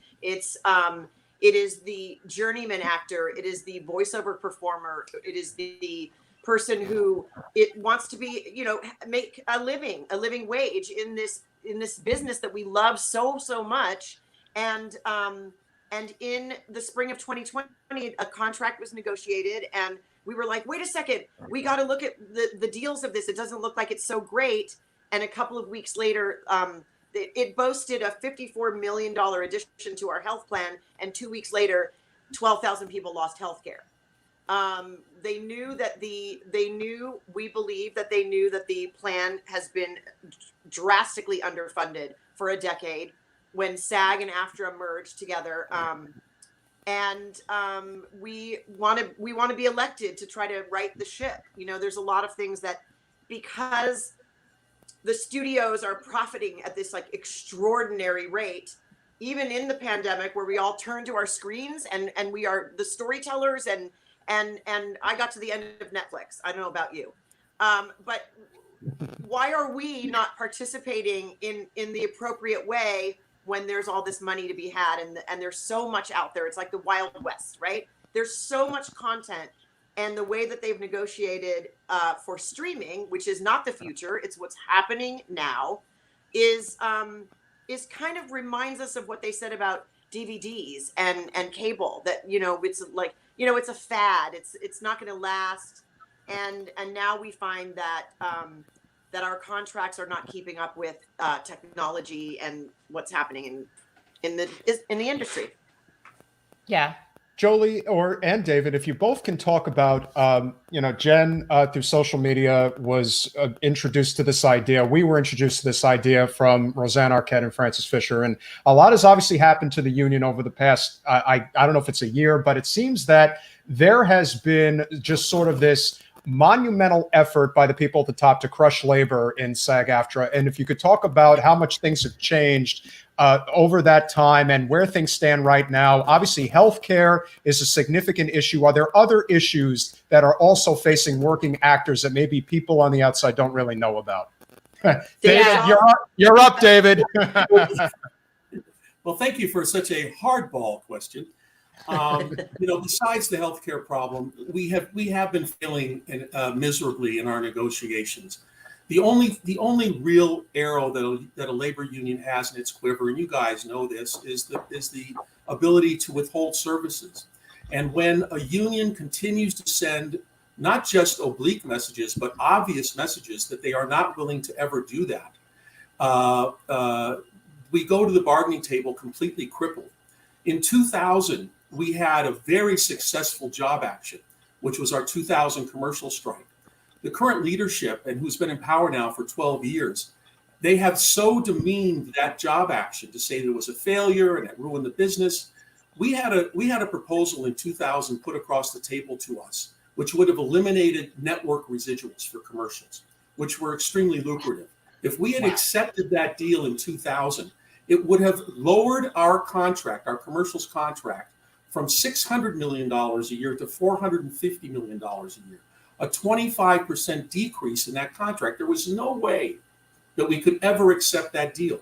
And at the time in 2000, there were 107 SAG board members. There were 113 AFTRA board members. All of those board members voted unanimously to back the commercial performers and not accept that deal. You can't get these boards or this current SAG-AFTRA board to agree that 2 + 2 is 4. So to get those boards to agree that we needed to take some type of action when a proposal was put across the table at us, to us, we took that action. Now, we struck for 6 months. It was a long, bitter strike, but people held together. And at the end of the day, we came away with, this last TV theatrical contract, Jolie, they said transformative gains, historic. We got 3% a year increase in wages. In that 2000 commercial negotiation, we walked away with 140% increase in cable residuals. And we got internet jurisdiction. You guys, as labor people, know, for a union to get jurisdiction in an area of non-mandatory subject of bargaining is an amazing feat. We got internet jurisdiction in that 2000 negotiation. And we preserved Class A, which is still a huge part of our commercials contract. We walked out of there with our heads held high. We stuck together, and it was an amazing accomplishment. The next day, people came out and said how we really didn't do well, and everybody lost, and they started debilitating our job action within the union. Leaders within the union started doing that. Even if we had failed, even if it was a huge failure, you don't go out and tell the world that we failed. So there was some type of political motivation that I'm still 21 years later can't quite wrap my head around, that negotiation and that strike was a failure. So that kind of poison has still stuck around in certain leaders of our union, and they just ooze that sense that there's no way we would ever strike. Now, not that I want to strike. I do pretty well in this business, have for 54 years. Jolie does well. I don't want to see a strike, but I understand as a labor leader that we have to be able to go into a negotiation across the table, negotiating labor peace. What the current administration has done over the past 12 years is they negotiate equity away. In this last TV theatrical negotiation, you guys know what syndication residuals are. Oh, When a show everything. When a show plays on like Channel 9 or Channel 11, your local station during the day, that's a broadcast syndication run. And we were paid a very good residual for that, syndication residuals. They completely compromised syndication residuals to the tune of a $70 million loss in syndication residuals over the next 3 years, negatively affecting 35,000 people. And for people, David, let me just say, for people who don't really understand what that is that, when I did the show Ellen, that was a show that ran for 5 seasons. And then when I did a show called Till Death with Brad Garrett, It ran for 4 seasons. And then I might have a year where I don't work. And those residuals were vital for me to, as a mother of 5 people, and to put food on my table. If actors have a lean year, that's what gets them through. Now, what's happened also, in addition to that, is this particular contract and the debacle with the healthcare plan is that people over 65 who are taking their pension, those residuals, however small they are, stopped counting towards your threshold, for your earning threshold, to meet the threshold to get your health care. So it's like a 1-2 punch, you know. And we, as the, you know, running on leadership on our team of membership first, we are determined to negotiate better, to go in stronger, to, like David said, have the authorization to strike, but never use it, but at least go in with the power. Why do you go in telling the other side what you're willing to give away, or what you're worth? Like, we go in there telling them that we're worth the table scraps that they want to give us. You know, Jolie said something that's very important. I hope you don't miss that nuance. Is that in this new health plan that they put together, they are telling people over 65 that their residuals, those residual earnings, will not count as earnings to qualify for health care. Right now, the current earnings is $25,950, not $26,000, $25,950. And they're not going to let people over 65 use their residual earnings to meet that threshold, even though those residuals have the same contribution made on them as if you were actually working. So the plan is taking those contributions and not giving people credit for that. I personally call that stealing, because they're not. So many people didn't work in the, you know, for a very long time in the past. Yeah. 18 months. Yeah. How could they, you know, if you're a person who does, you know, one guest star spot or a commercial, you're waiting for those, that big thing, that big moment where you get that, you know, where you're, I mean, $30,000 is $30,000. It's hard to earn $30,000 if you're not working. Well, David, you know, go ahead, buddy. No. I was just going to say, David, you brought up a really great point about compensation through residuals, and especially if you're a commercial actor, which I personally think is the best gig you can get. And if you are fortunate enough to get a national commercial, if that money is affected in any way, I mean, it's a difference between living a normal, comfortable life and literally struggling to put food on the table. I mean, that's how significant that type of issue is here. And please finish your thought. I just wanted to throw that in there. Well, listen, I'm glad that you did think about it. Our union trustees, the actor part of the trustees, there are 40 health plan trustees, 20 are management and 20 are the union trustees. Our union trustees put together a plan that tells every commercial actor over 65 that their residuals won't count. Now, let's take, for example, the Liberty Insurance commercial, and the guy goes, "Get your wet teddy bear here. Get your wet teddy bear." All right, so that guy, he looks like, I don't want to say anything, but let's say he's over 65. The day rate for shooting that commercial is $712. Now, he's probably made substantial earnings in the tens of thousands of dollars in residuals on that commercial. Let's say he made $30,000 in residuals. If he's over 65, the only money that the plan is going to give him credit for is that $712. 95% of every commercial performer's earnings are residuals. That means that every commercial actor over 65 is never going to get coverage. But the plan took those contributions on every residual dollar. And that is what's so, I'm going to use this word, is so despicable. So, Jolie, I don't know if we want to tell them what happened today in federal court, that there is a lawsuit that was led by Ed Asner. God bless him. Passed yesterday. I was just going to say, I've always said this. It is such, it's like poetic almost justice. So the case will be heard. They tried to have it dismissed, and the judge said, no, we're going to go forward. We're going to hear.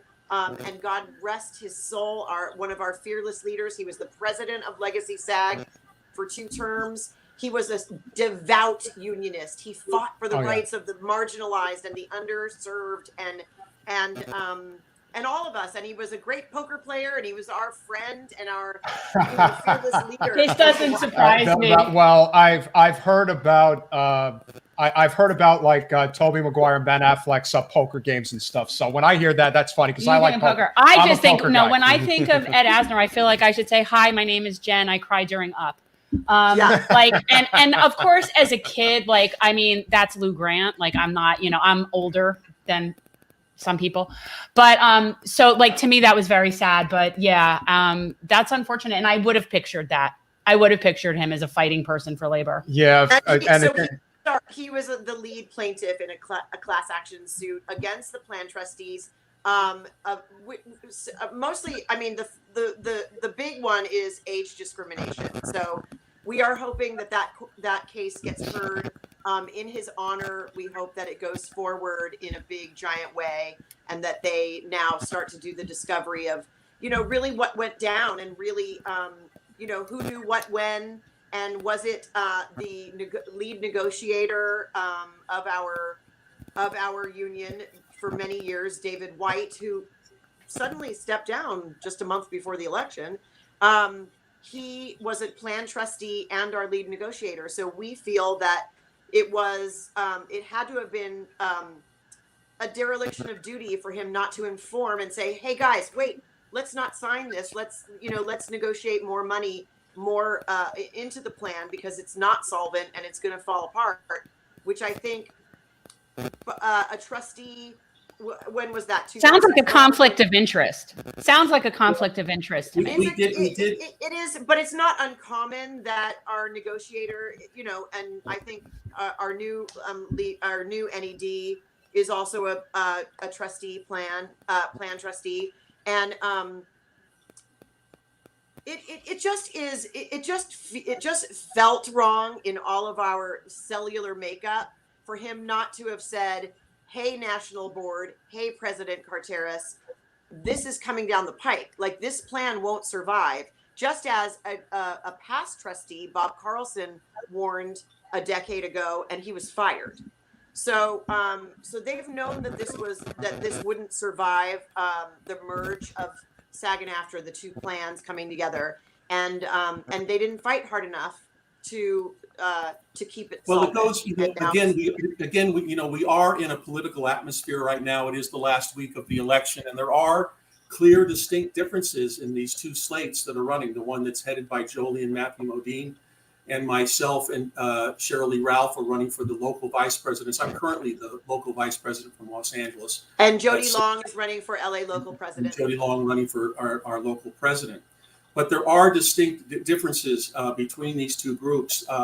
In July of 2022, the president of SAG-AFTRA put up a video where she was telling everyone to vote yes on the TV theatrical contract. And in that video was a graphic that said, this contract will make the health plan stronger. Make the health plan stronger. That was on July 22nd. 3 weeks later, on August 12th, 12,000 people found out, let alone did that deal not make the health plan stronger, that 12,000 people would lose their health care. So the messaging is really, really odd that they would go out and tout that last 2020 TV theatrical deal. And I can tell you as a negotiator, I never knew that the health plan was in that kind of trouble. And they try to say, you guys have heard this. No, the SAG union and the SAG-AFTRA health plan are completely different and separate. They are technically separate, but they are inextricably linked, because the union names the trustees that sit there and oversee the health plan, and every penny that funds the health plan is negotiated by the union. So how can you say the union has no influence over how the health plan is? If I had known as a negotiator that 12,000 people were going to lose their health care, and the difference would have been, instead of a $1,030 day, it would have been $1,015 day. I think the overwhelming majority of our members would have said, you know something, I'll give up that extra $15 a day to save my fellows on the health plan. And they would be self-interested, because the past qualifiers for the health plan was $13,000 to get in If you were over 40 and had 10 years of vesting, $18,040 for Plan 2, which was just a little less benefit than the Plan 1 at $35,000. So it'd be in your own best interest that you could qualify at a lesser amount. Now everyone is at $25,950. So David, also, like, just spiritually, I think in conjunction with all these numbers that you're sharing with people, is that, you know, the people that formed this union and the people that the union was built on their backs, basically.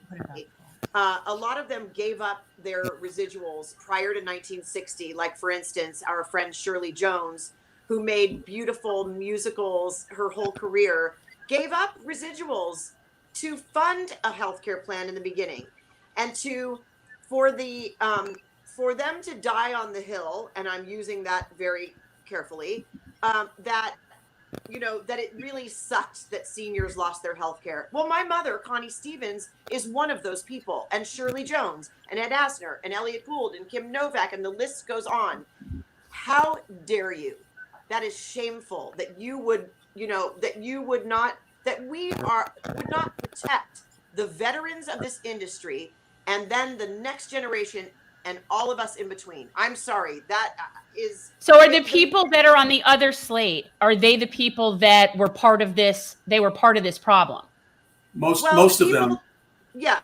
The people that Matthew Modine and I are running against are newcomers to union politics. Fran Drescher and sorry? Two of them. The majority of the rest of them have been around and on that same slate and had that kind of philosophy. But at the very top of the two positions of national officers, Fran Drescher and Anthony Rapp haven't ever served on a committee or the board or anything, and they're seeking these top officer positions. And I've spoken with both of them.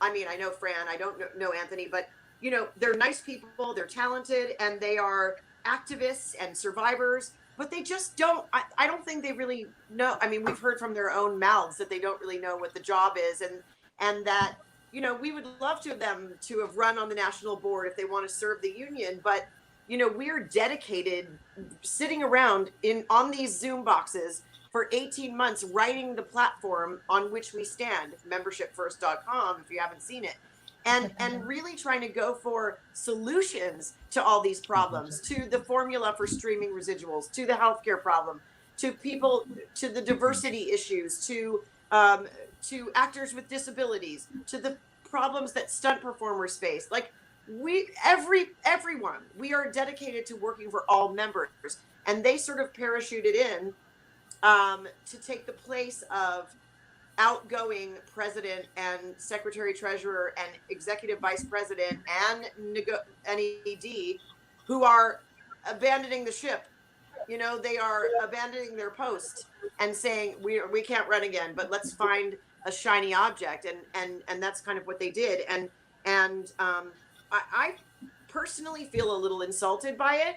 But if we all are elected to the national board, oh wait, Fran's not running for the national board, but Anthony Rapp is, and Matthew and I are, and so many amazing people: Sharon Stone, Brad Garrett, Sean Astin, Isai Morales, Elliot, Joanna Cassidy, Michael Rappaport, people that are like, I love him. We love Mikey. I love him. I'm sorry. We are fired up to make sure that people get the protections, that they're safe on a set, that they have the gold standard healthcare. And by the way, if they lied about the healthcare, what's happening with our pension? What is happening with our pension? It's the same. It's the same trustee. It's the same trustees. Same trustees, and they are dramatically underfunded. And in another few, if it takes this same trajectory, we're in danger of that too. Now, what's the next step in the action in the suit? What's the next step in the class action suit? Like, what's coming up for that? We now go into what the legal process is. You go into deposition, you go into discovery, and we move forward. We're the class action plaintiffs are suing the trustees, and it would never ever come out of any money from SAG-AFTRA ever.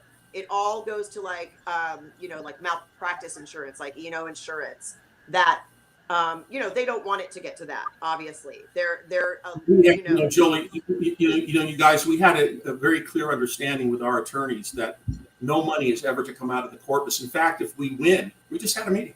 If we win this lawsuit, new money will go into the plan. So, and want to open the books. We want to know what discussions they had. Well, I don't want to go into too much of it. And we have, you know, we have real ideas for solutions to the problem, and that's really why we want to get in there and fight for our most vulnerable members. Well, Jolie, you know, one thing, it was kind of funny. Jolie and I have an inside joke about this word caps. In our contract, the studios. Let's say, you know, you're Jen Anderson and you were doing Friends and you're making $1 million. God bless her. God bless all of them. $1 million, you know, $1 million an episode. The studio is only on the hook for the first $15,000. So they only pay a contribution on that $15,000 on a half-hour show. It's $24,500 on an hour show. Those caps on what the studios are their liability is have been in place since 1982. Okay, 39 years. That in and of itself is crazy. Like the crazy. fact that since 1982, we haven't walked into a negotiating room and said, "Hey, we might want to think about these people that are making, you know, hundreds of thousands of dollars an episode. That we might want to take a hair more." And put it in the healthcare and pension. Well, you're not capturing the money. You know, in 1982, $15,000 half hour was capturing. You know, people were making $15,000, $20,000 a half hour. Now people are making $60,000, $70,000 a half hour. You're capturing 20% of their earnings. You know, on our shows, what are people making? You know, there are people that are making $200,000, $300,000, $400,000 an episode, but they're only on the books for pension and health for $24,500. So, which isn't even enough to qualify now. I was going to say, I guess which wouldn't qualify you for healthcare. I guess the legend of Ronald Reagan really does live on in Hollywood. But don't you think that's interesting that number is just below the number that would be needed to qualify for the healthcare? Like, they're so close. But that's just one episode, though. That would be just I understand. No, I understand. I mean, we're also thinking about, you know, people that have just joined our union that, you know, right before the pandemic, there was a woman on our, Jessica, who was on our town hall the other day. Oh, that's another thing. Our opponents don't want to debate us because they don't want to. They don't want to. We understand that. That we understand. Right. But they, you know, it was like, you know, as a background performer, she had just joined the union, and she was, you know, it will be very difficult to be seen and to make enough money to earn a living wage. I mean, it's obscene. It's obscene. And we want to remind everybody again that those numbers that David is talking about, like $100,000 an episode, are the 2%. Right. Of our 2%, not 10, not 20, 2. So that are making over $100,000 or $2,000 a year. You know, Jolie, a background person has to work 100 days. 100 days in a year. They have to go find those 100 jobs. If you're working extra or background, we call it extras and commercials and background and TV theatrical. That's a lot of hustling to get your health insurance.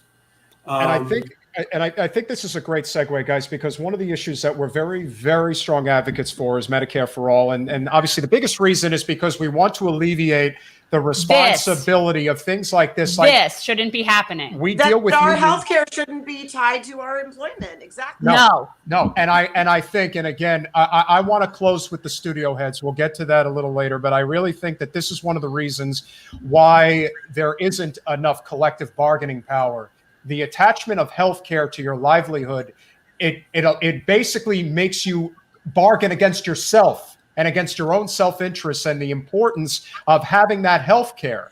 And when you are in a good position financially, That's not a common thing in the acting world. So many people are working actors and they live paycheck to paycheck in a lot of ways. So I'm curious from your perspective, because again, Jolie, I believe you're in California.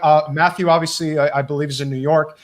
There are a couple of states right now, New York and California, ironically, that are trying to pass statewide universal health care, which I think would definitely alleviate the problem. But if you guys can talk about, because we wish we were in a place right now, country-wise, where we could have universal health care. You shouldn't have to be negotiating for your health care. But we really think that this is an important issue, and building an even bigger movement towards a universal healthcare system, I think it would help actors exponentially. It would help everybody, especially anybody who works gig to gig. Mm-hmm. Anybody who wants to not be stuck at a 9-to-5 and miserable for just getting their healthcare. Would love to hear you guys' thoughts on that.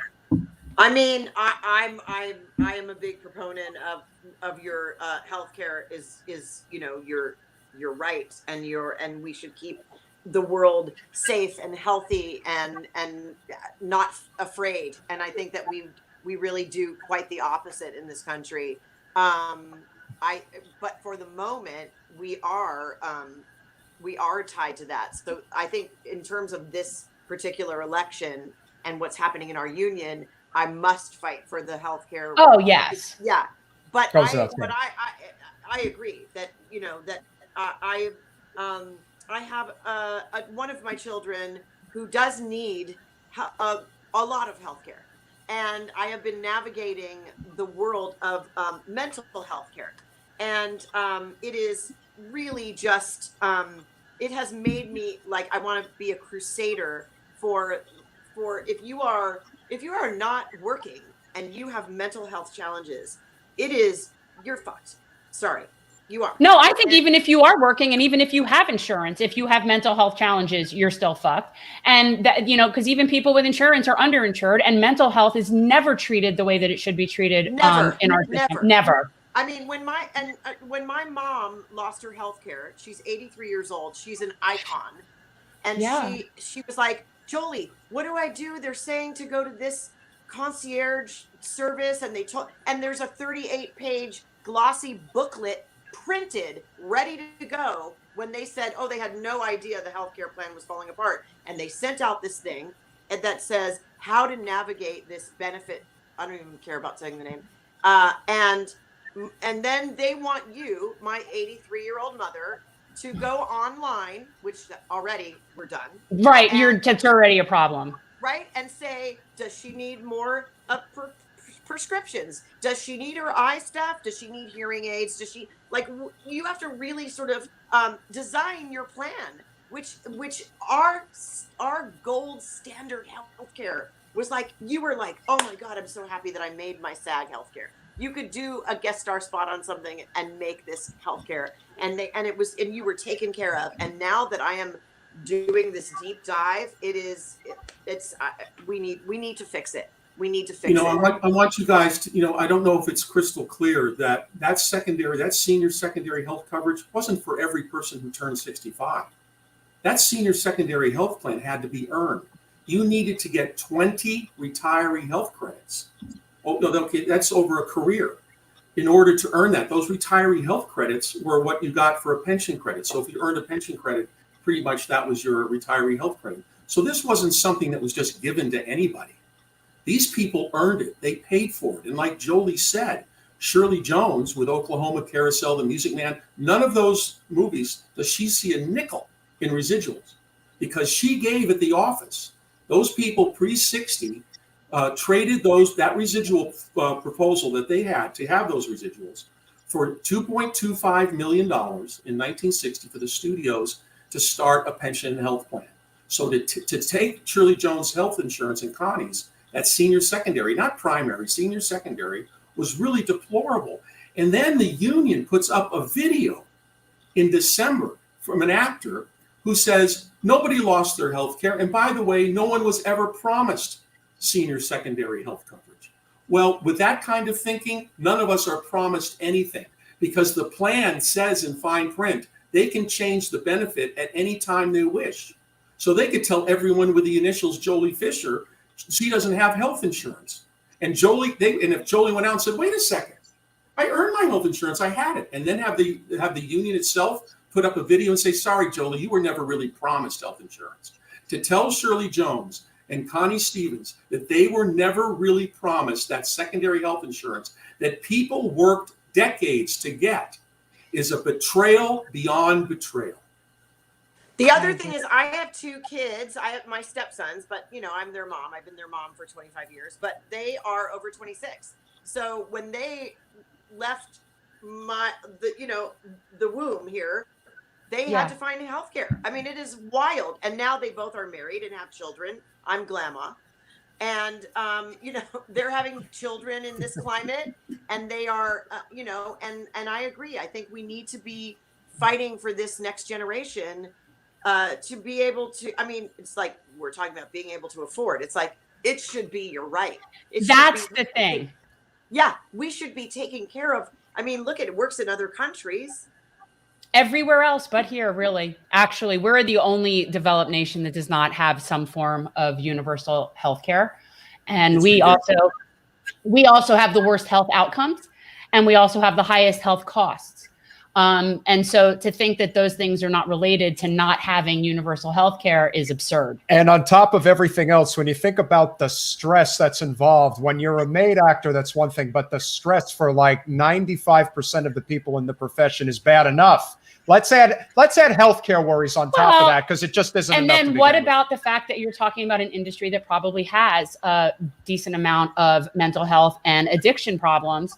Like a lot of things do. And, like I say, like when it's firefighters, they have their health concerns. Like different industries have certain issues that they're more prone to based on the kind of people that go into those, but also just based on the environment. And to not address that is just ridiculous. My cousins and we have stunt performers and dancers who they're all of us the same, but particularly those people that put their lives on the line and their physical bodies on the line, and their careers are, the life of their career is less than most people. You can't throw yourself off a building, well into your senior years.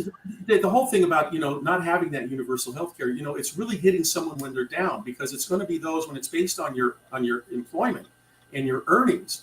You're getting a double hit because you're saying, God, I can't find work and I'm having a hard time. And by the way, I've lost my health care.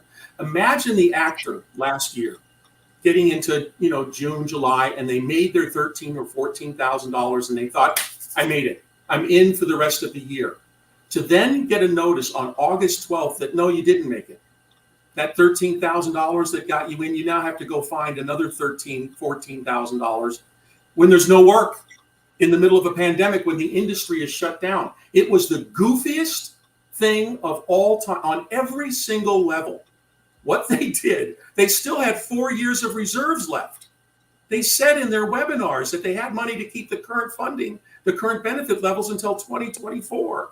Well, if you had enough money I think it's sort of interesting, not interesting, that's not the right word, but they are really leaning on that it was the fault of the pandemic.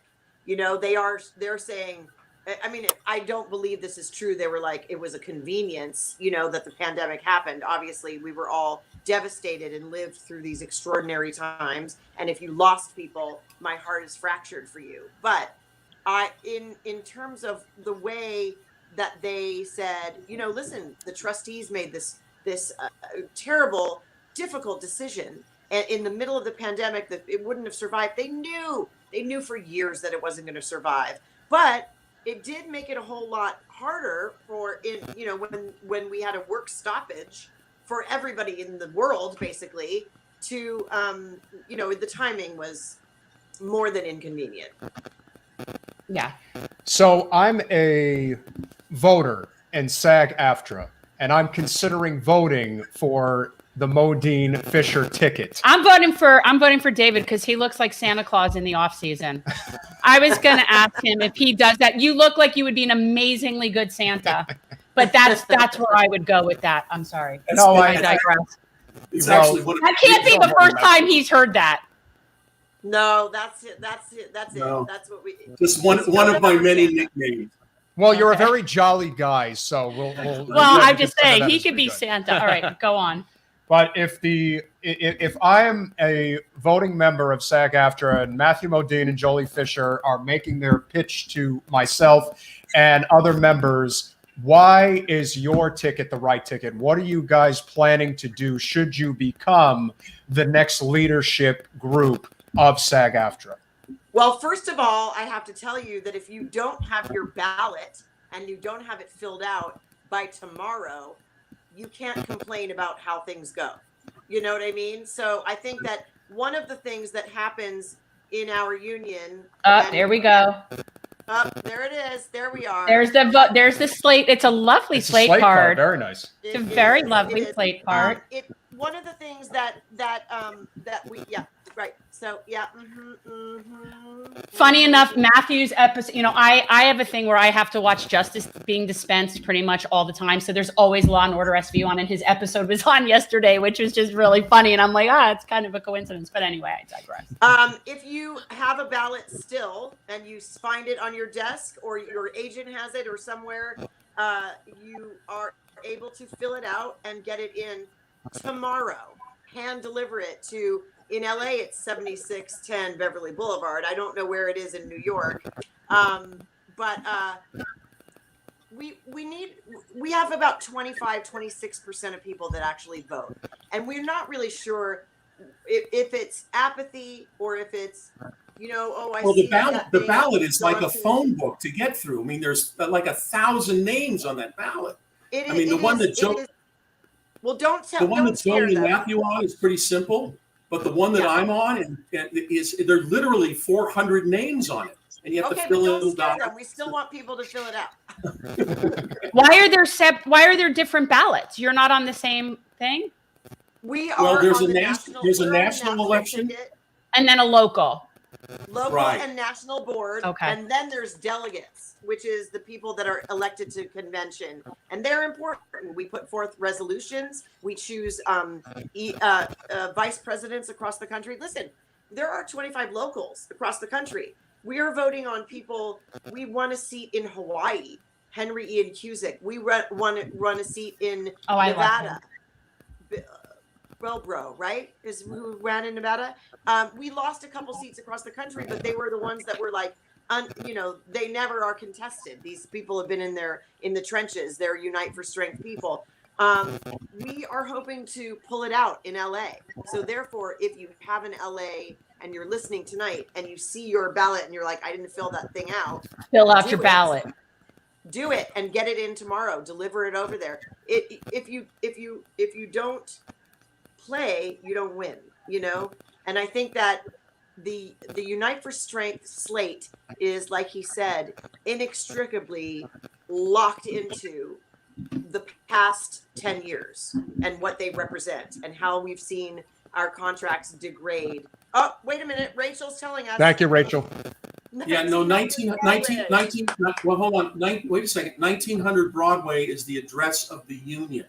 The address that Jolie gave you at 70, it's the post office you have to drop the ballots off at. Okay. Rachel, if you have that now you're getting us in trouble, Rachel. Yeah. No, the building that we don't own in Los Angeles is 5757 Wilshire Boulevard. Can I talk about the building for a second? Just again? Please. Sure. Okay, because unfortunately, believe me, we do not revel in the circumstance that there are these slates. It is antithetical to union, but there are clear, distinct differences between these two groups of people.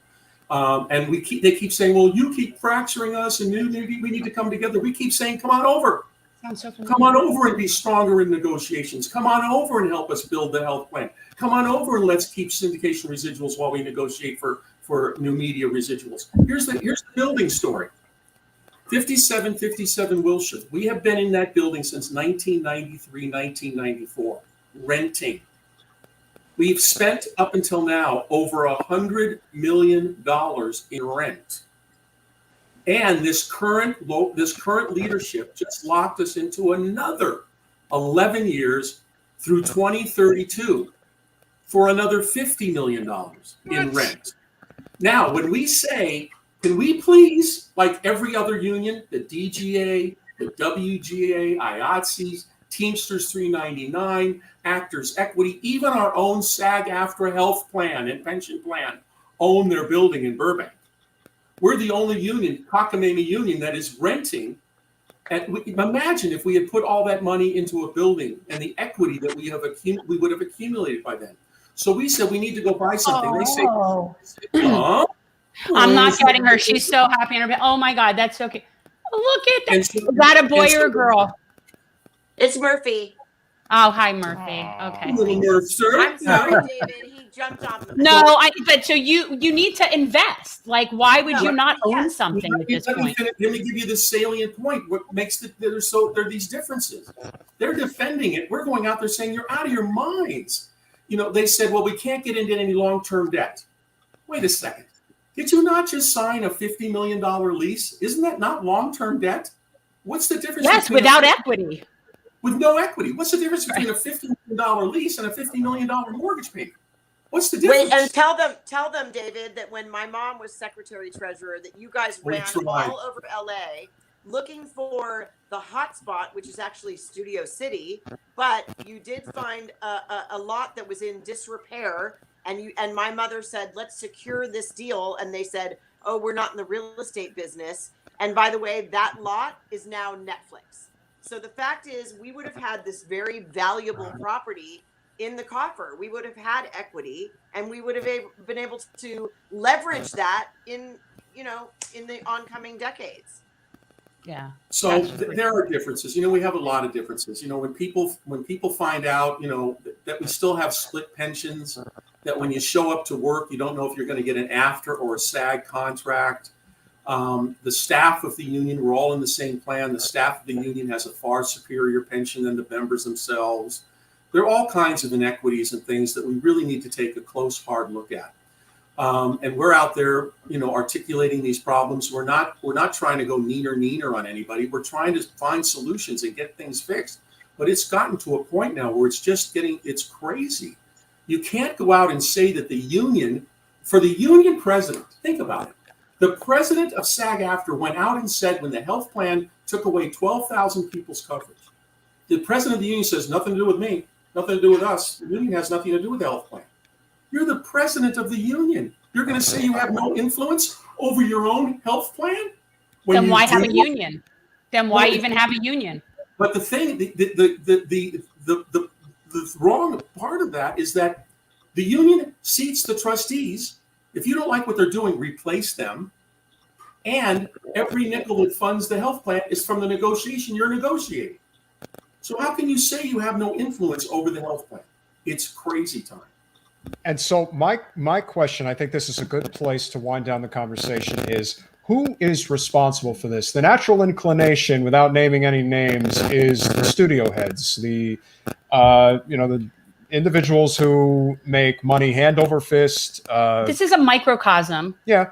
I feel like listening to you guys talking about this, it's a microcosm for the overall political problems and the oh my God, I differences say that between, all the time.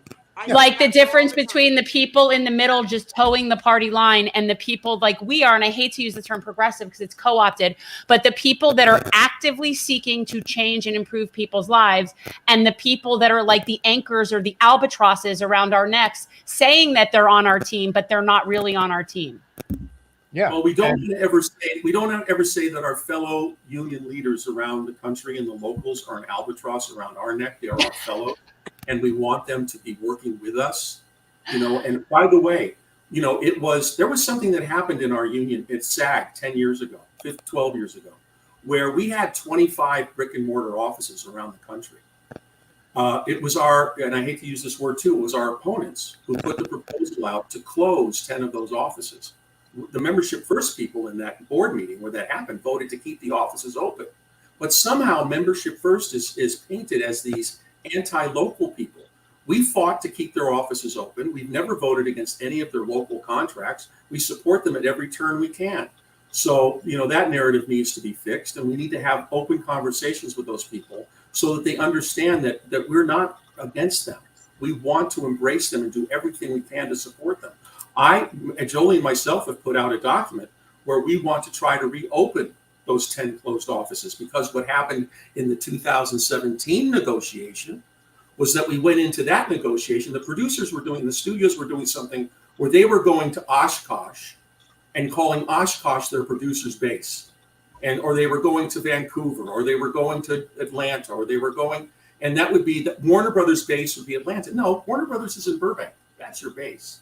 But what happens when you turn a certain area into a producer's base, that means everybody there is working under local guidelines, meaning that when you're on location, your time starts when you leave your front door of your hotel or rental or wherever you are. And when you get back to your front door, that's when your time starts. When you're a local, when it's local hire and you're at a producer's base, it's set to set. We went into that negotiation to disavow the practice of producer's base. We came out of that negotiation codifying it. I mean, Making it- I know that, David, let me just say that I did a film in Atlanta last year in COVID where I was driving myself, which in the protocols, I didn't want to get into a car with other people. And it was like in the height of the pandemic. And so all the locations were 45 minutes away, and it was early in the morning and it was late at night where I had worked a 14-hour day, and then I was driving home to my hotel. And it used to be that we were not paid for that time, right? So it used to be that we were compensated in some way for all, like what he's saying, that it was portal to portal, not set to set. But I just want to say one thing, because I know we're winding down, is that, like you just said, it is unbelievable to me. I was on a tear last night. I wrote like 7 pages. I don't type. I write like this. I wrote my whole book in notebooks, and and I was having this existential moment of we're in a union, and we all are performers, and we are all part of the tableau, part of the telling stories on the screen, whether you're in the background or in the foreground, whether you're number 1 on the call sheet or number 101. And it was amazing to me, the vitriol and the anger that was coming out of, they were saying they were leading with grace and stop being messy, and we have kindness on our side. And I was like, wow, the only people that I felt like were being unkind and angry were them at us. I mean, actually filing charges and doing crazy stuff. And I have friends, obviously we're in this business, and we hope to all continuously work on sets together. And I was like, how do I walk on a set with this person and work with them? How do I have a coffee with so-and-so ever again when they have viciously attacked me for what? For being the opposite party. It like hurt me in my soul, because all I want to do is make the world better and make the union better and make this business better and safer. And it was astounding to me. It was astounding to me, some of the stuff that was coming out of the other side. Yeah, I feel like I spend a good portion of my time fighting an uphill battle against people that are supposedly on our side, fighting against them constantly when all I'm trying to do is help people. I say this all the time. We're trying to get people healthcare, living wage, like we're trying to do these things that most people want. And yet we spend most of our time fighting about it, like as if this is really something we should be fighting about. And because they're so intoxicated with the power and keeping it, I think is an odd thing. It's people that aren't running for those spots anymore, that are being the most vicious and turning this into this, it's a union. It's by virtue, by the word, the definition of the word is to come together and unite and to protect each other. And it just, I don't know. It's so hard. It's so hard. And win, lose, or draw on Thursday, I think that we must vow to find solutions and to work together and to find the goodness in all of us and in all of us and our desire to serve people. So if we have a national board that is presumably made up of both sides, it is our job to work for the membership, and I'm going to make that promise to do that. That's awesome. I think that is a fantastic pitch. Well, I think would this- vote for you. Yes. Well, you have. I would vote. I'll tell you. I'll tell you what I will do for you, Jolie. My cousin is a gaffer in New York. She has been working in Brooklyn for a long time. I am pretty sure she is a member. I don't know if she's a voting member, but I am going to message her as soon as There we're you done. go. His and is I one will ask connection her- to a vote. Well, no, I mean, look, she's worked on a number of shows, so I don't Yeah. see how. If she isn't a voter, she definitely knows people who are Yeah, voters. get in with the voters. 100%. So I will do my job and make sure that as long as she knows people who are voting tomorrow, or if they weren't planning on, to make sure that they do, and that they vote for the Modine Fisher ticket. And I'm going to need If to know they, what they can look at both sides. I guarantee you, they're going to look at both of our platforms and say, "I want those people. I want those." Right. People. Oh, You know, yeah. it's- On our platform, our number one issue on our platform was healthcare. So Right. many people were decimated by that. You look at their platform; they don't mention the word healthcare. It's not mentioned.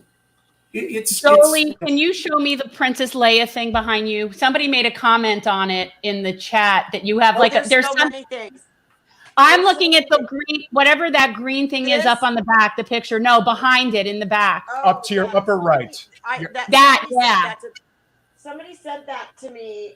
I have like this amazing. It's not a shrine particularly, but It's a- I get it's a gem shrine. things. It's a shrine, but no, it's worthy of a shrine. Listen, I miss my sister, and the world went off its axis when we lost her. So I don't mind having all this stuff, and I do have toys and dolls and beautiful pictures, and somebody even 3D printed this for me. Look wow. at that. That's That's so very cool. nice. I don't want to get you jealous, but I'm going to. I Uh-oh. have Uh-oh. Because this poster signed. Oh, by that's the an cast. original. Oh, okay. But now, a lot of the people, like, first of all, you never saw it in the theater. No, I didn't. I was not. Saw it in the theater opening week. He wasn't born. I stop it. Stop it. I saw it in the theater. Joe, Oh, I have a good friend who lives down here who is a whatever you call like a Star Wars, like not like you call a Trekkie. You basically, mean like something. my entire family? Well, I live in a frat house of No, boys. but he told me what it was like, what the lines were like in the summer of '77. Oh yeah. It was like nothing you could Look, he's got possibly her little imagine. Yeah, lightsaber. it's like nothing you could possibly imagine. Raiders of the Lost Ark wasn't like that. Any Also of the- saw that in the yes, theater, but there was something about Star Wars yeah. and something about The Empire best. Strikes Back that it just captured the imagination in such a way. And it really is amazing. And I believe he did something with Mark the other day. Let me just say, Mark Hamill he never forgot his roots. And that's something that you can't really say about a lot of people who get to that level. But he really gives back, and it's really heartwarming to see that there are people who do appreciate that legacy. And your sister certainly has left one, and we really are pulling for you. We really think that this would. It's just, again, it speaks People vote to for workers' healthcare. rights. People vote for the Yes. healthcare. Why is this complicated? Well, You have and- one and- day. You You have one day. But I will say this, and David, you probably could speak to this being in the business for as long as you have. It's nothing against it. We don't even have to name the other actors who are on the other side. But the reality is, a lot of it is just opportunism. If they sense that there's an opportunity for them, if they win, if there's this multi-movie deal, multi-million dollars that could potentially be in your future if you join our side, it's an unfortunate part of the business, but it's the opportunism, if that outweighs, as you like to say, the collective. Yes, Because- it's selfishness. Yeah, if you're not part of the collective of working actors, then you're not part of the solution. You're part of the problem. They just to be fair, and I know we're closing out, they do have a lot of people that are working on their side. They have some people that are recognizable to everyone. Sometimes if you go through the ballot and you just go, oh, I know her, I'm going to vote, and I'm talking about the big ballot where you're like, you have to put 42 names in or 17, and then the delegates, it's like 125 names, whatever the number is, but 125. But if you aren't staying informed and you see these faces, we all do the same thing. Actually, my co-star Brad Garrett reached out to me and said, "What can we do about this?" And I said, "Run."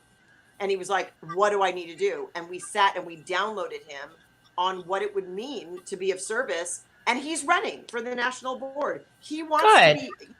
So I think that we all do that. And it's like we've been saying, it's a shame that there are factions and sides, and we hope to give an olive branch to the other side if we are elected, when we are elected, and yes. And works But side by side. there are clear, distinct differences, and of course, we offer the olive branch to the other side to come join us in fighting like a union, fighting for labor, fighting to protect our health care, fighting to protect our residuals, going and negotiating from a position of strength. That was the whole pitch that you got about merging SAG and AFTRA, was that we go in and bargain for strength. I haven't seen it yet. That's what you were saying about being in this business a long time. And Mark, I've known Mark Hamill since I think 1971. I did a series called Room 222, and Mark was I think that's one of his first jobs. You're so that's old, David. I am. I turned into Santa Claus. All my hair from here went right down to here. Oh, yes, and by the way, Sharon Stone, who reached out to me and said, "I lost my health care by under $20 because she didn't work in 2020," and she's like, "I'm in, like, get me on that board." So she's running on our slate, and she's a powerhouse. Oh, she's badass. Yeah. She's a badass. Yeah, I've seen her in action. She's definitely somebody you don't want to mess with. And like a medical survivor. I mean, she had some significant health issues that she had to deal with from. Yeah, I mean, no, she's a badass. They just lost an infant in their family to organ failure. I mean, we're living in just crazy times right now, and there's so much going on in the world, and we don't ever want the world at large to feel like this takes place over and above how people are suffering in the world. Like, I really want people to understand that we are concerned for the families that have lost their young men and brave women who are fighting for our country, and people in states where they're not telling you to get vaccinated or put a mask on, where people are filling the ICU. Florida. We're our own entity. We're in Florida. And one of the and I think this is run. Yes. Well, again, I'm from here, so I'm a second generation native Floridian. I know there's no hope for us. Well, I will say this. There's a lot of things to say about our former president, but I definitely think that one of the lasting parts of his presidential legacy, if you will, that I think is probably the most detrimental, was his complete disregard for the arts, for people who want to perform. We've seen that for generations. I don't know. We've been seeing that for many administrations. It was particularly bad over the last handful of years, where there's just this lack of appreciation for performing arts. And I think that has had sort of this, it's had this sort of like down spiral effect in many ways for the industry. This just like, who cares? It's not a big deal. No, actually, it is a big deal, because entertainment is therapeutic for a lot of people. Like, I was just going to say, we're a part of healing. We can be medicine in some ways. And I can't go through a day without watching justice being dispensed. Listen, I'm only plugging him once because he happens to be my favorite entertainer across any board. But you know what? But what Springsteen did after 9/11, particularly with the Rising, and just what he did at the first telethon that they did at Madison Square Garden, it's like you just have to have an appreciation for that type of healing, because that's what he did, and that's what he's always done. And to me, that's what. Bruce. It is true. We as performers also turn to the screens. Right? I mean, I know I was glued to, Joe, how about Josh Gad getting everybody together? Like when he got everybody together from Ferris Bueller's Day Off. I mean, that is amazing therapeutic stuff for millions of people who How couldn't. do I not know about that? I'll send it to you. Awesome. It was great. That's our good friend Alan Ruck. Yeah. Oh, and does that guy age? No. I always say like certain people don't age. Alan does not age. Goodness me. And his wife Mireille is unbelievable. And by the way, 2 endorses of the Membership First Slate Club. There you go. That's a plug. If that ain't a great plug, I don't know what is. You guys have been fantastic. Thank and we you will so continue much for to coming spread on our it. little show. Thank you so much for having us. I love your room. I love your studio. I'm very jealous. Fantastic. Thank you. You know what's That's all, funny Jen. is all of these things are my inventory from my little art business. I'm like the Dr. Frankenstein of vintage stuff. So like I take old things and turn them into jewelry display cases, or I take suitcases and make ottomans. I have like a few good ottomans, and yeah. And so this was when I used to do art shows, was my display. And so when we didn't have a studio, I'm like, I'm just going to stick my stuff up on the wall. I think it's. Here's my studio right here, like this. Look at that. That's very fancy. That's it.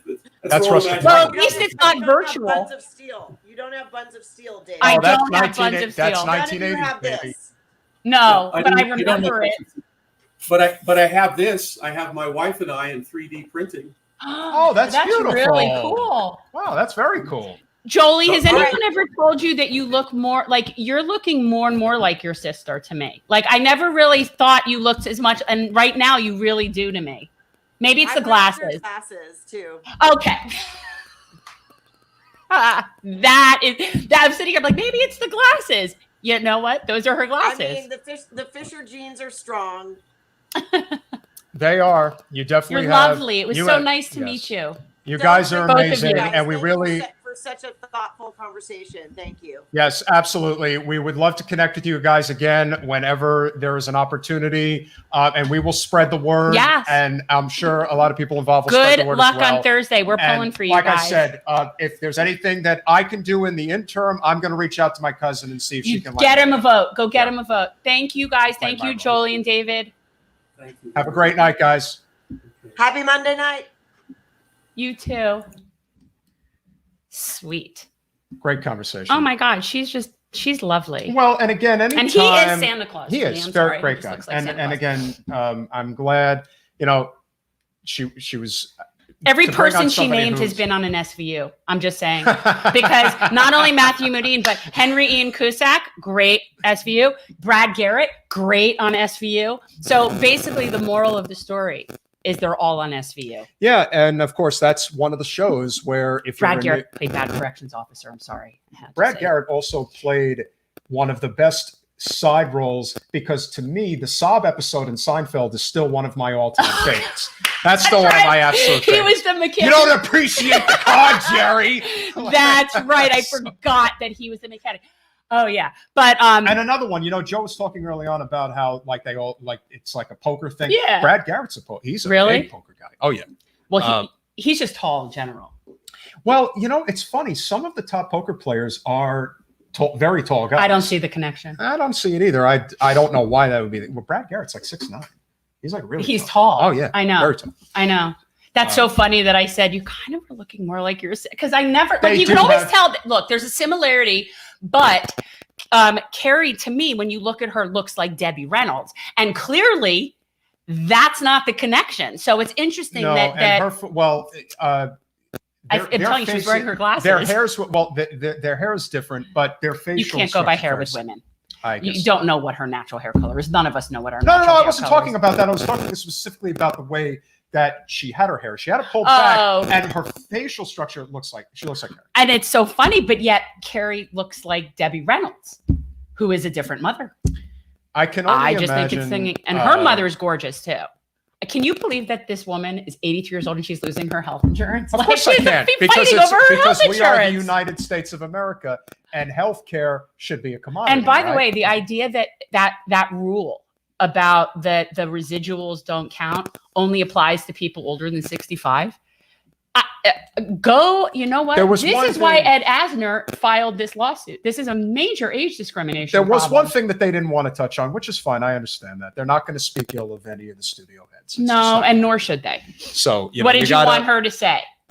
Oh. That won't, and not only that, but that wouldn't serve them going into any sort of negotiations either. Would you care to talk about the fact that Jeffrey Katzenberg is definitely one of the people who does not favor bargaining power for union actors and is one of the biggest financial bunglers of the Democratic Party? I'm just saying. Does it I'm surprise just you? saying. No, it doesn't. It does not We have surprise dwindled me down to 8 people. God bless you, 8 people. for who actually stuck around for this very long, but very this was a really great show. I Kinda think we hungry. really got a lot. Yeah, I'm hungry too. We got some. So really any good of you food that have stuff. stuck around this long, you could be even more supportive. Be a patron. Yes. Very soon. We Or really at a appreciate minimum, that. if you're not subscribed, please do subscribe. We need the love. And I have to go make a phone call. What do we have on Thursday? Cheese sandwich. Good to see you.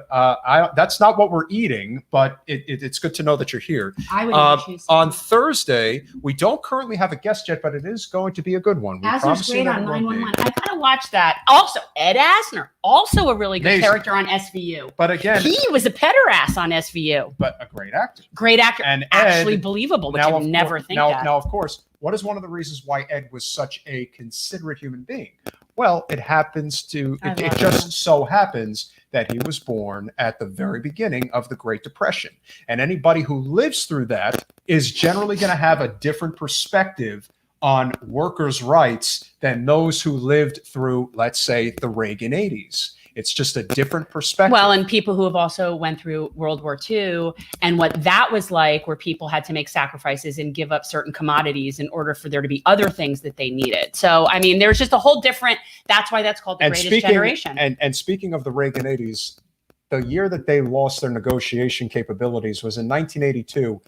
Not a coincidence. Guess who was the president of the United States in 1982? Who was also the president? Was he president of SAG? Is that what Reagan was? Oh, I don't know think SAG that's- history. I think that's what he was. I'd have to look that up, but I'm pretty sure that's what. if That was anything- very cool having them on. Yeah. I like it when we have like the occasional crossover to the world of Hollywood. Every once in a while, somebody comes on that's. We're just only sort going of- to have people on who absolutely share similar ideals, but Oh yeah. kudos to Jolie. David was great. Matthew Modine, even though he couldn't make it, the fact that they have not lost. I would have liked to have had Matt on just to talk about Knicks versus Nets. That would have been Oh, fun. for the love He of all is that a is holy. huge Knicks fan. Huge Knicks fan. And you would need to engage in that. Oh, he goes to all the games. yeah, but Like, you would be. Oh yeah, I would be having. Well, I don't like hate the Knicks. I happen to root for the Nets. That's all. But Vision Quest. That's all I can say. I still haven't seen it. I've seen parts of it. What is the matter? I have a with crush you? on Linda Fiorentino. So Well, and that's that my was own- a great. That was That- she that's looked great in my that. I hadn't seen her look really great again until Dogma. She looked great in Dogma. She is blacklisted out of Hollywood. Wow. Now I don't know. I don't know what the deal She is was there. great in Men in Black. Anyway, She Vision was. Quest. Oh well, that's. But what her and happened. Matthew Modine in Vision Quest, that was something.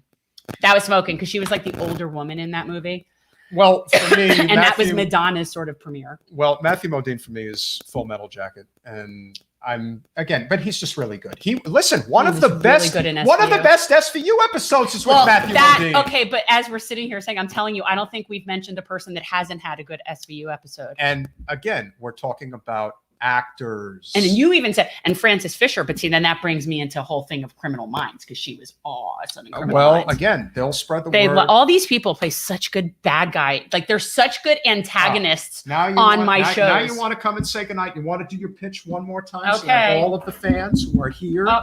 have the opportunity to see the lovely Lou. Lulu. Oh, why are you a little pretty? You coughing up a fur ball? Coughing it up? Get it up. What'd you get? Did somebody give you some rawhide? Who's Did such you a get sweet some girl. rawhide? So if you do become a Patreon You get the Lulu sticker. And if you're a $5 patron, bracelet, you get the bracelet, which I need to order more. And $10 and up patrons get the generational change. Here comes the sun jersey. thank you, Ricardo. I thought I was right about that one. I wanted to be absolutely sure. I appreciate it. Yep. And again, Are you surprised? it's not a coincidence. And again, they all loved him. Well, they really liked me. They thought I was a swell guy. That sounds way too similar to your Jesse Ventura. Really? That's Yeah. the one you can. That's what sounds similar to me to your Jesse. Unbelievable, Jen. Okay, well, you have that the you more would vis- think. that you would think. Oh my that God! I For a would second, have I thought you were anything- pulling out the Biden mask when Lucy was on, and I was about to like have way! a breakdown. I saw you leaning over to get the mask. I'm like, No oh God! way. Oh my God! Plus, in all fairness, your Biden is not great No, because it's he's not. not that. But He's just not that interesting. he's not that interesting, and he doesn't have really interesting mannerisms. There's nothing to hyper do. That's the whole thing that makes. But she really liked your Bernie. You could probably really call people and pretend to be Bernie. I told you when I was I mean, at the. fucking I was Colorado. at this very. Colorado I had to get my. I didn't commit a crime, but I had to get my fingerprints done the other day, and Petey's going real estate school. So I happen to be at an office that's it's very conservative. It's very pro-American, all that, and I somehow did my Trump impression, and the lady who was helping me thought it was so good that she felt the need to get her friend on the phone, who is a huge Trump supporter, and she puts the phone to me, and I just say, I just want to let you know, I think really highly of your friend. She's doing a great job here, really incredible. And she actually thought I was Trump. No, she did it. I really? swear. Oh, she absolutely did. Oh my God. She was like, oh my God, I'm talking Well, to the you know, president. that's what Mike Figueredo said. He said he wants you to be like the voice. You should find out if you could do that for him. That's so funny. Oh, I told him I to can do it. totally see he's gotten some really good new stuff lately, like being kind of creative and doing some stuff. I could totally see him having like a call in from that. That'd be hilarious. And got this message from Lucy, just so you saw. Oh, see? Brazos. Yeah, so this was a. I do love me some Mexican heritage. I really friggin' do. Well- First of all, I miss San Antonio. I loved living there. And Mexican culture is very, very warm. It's Yes. it's very welcoming and warm. It's like what I felt about like my Jewish grandmothers, like all they want to do is feed you and bring you in. It's like that, but not as obnoxious, not as in your face about feeding you, but just the Mexican culture, very warm. I was very happy in San Antonio. So on Thursday night, Best food. we are going to have a candidate guest. We are going to have Maud Hersey, who is running for U.S. Congress in Connecticut's 1st District, who happens to be friendly with Amani Oakley and has something very strongly in common with her that I think is going to pay dividends as candidates. And that is he has worked on Capitol Hill. Uh-oh. He is also a former legislative aide. So he knows the ins and outs of what it means to serve, even though he isn't an elected official, but he does know how the sausage is made. So I do think that does matter a lot. And Sausage. hopefully we will have a vegan sausage. Ugh. Hopefully we will, some of it's good. So we will have a awesome guest for you guys as well, main guest on Thursday. Who? We hope, we'll see. Who is it? We'll figure it out. We don't always know. Sometimes what we do is sort of like, Kind of like Tim Pool. He doesn't announce it. He just lets well, us no, see sometimes what we don't even know. That's Sometimes we're just sitting here and a random person pops up and we're like, welcome to the show. We have no clue. We never, like, we really fly by the seat of our pants. Like, we really don't have. I think we like- do okay, though. I think we do all right. Well, we do need We to get do some have good grub, guests and we coming up. really Oh, do- Bento is here. Yes. So sushi. Yeah, we're fancy. Okay. Have a great evening, guys. Thank you as always, and please spread the word.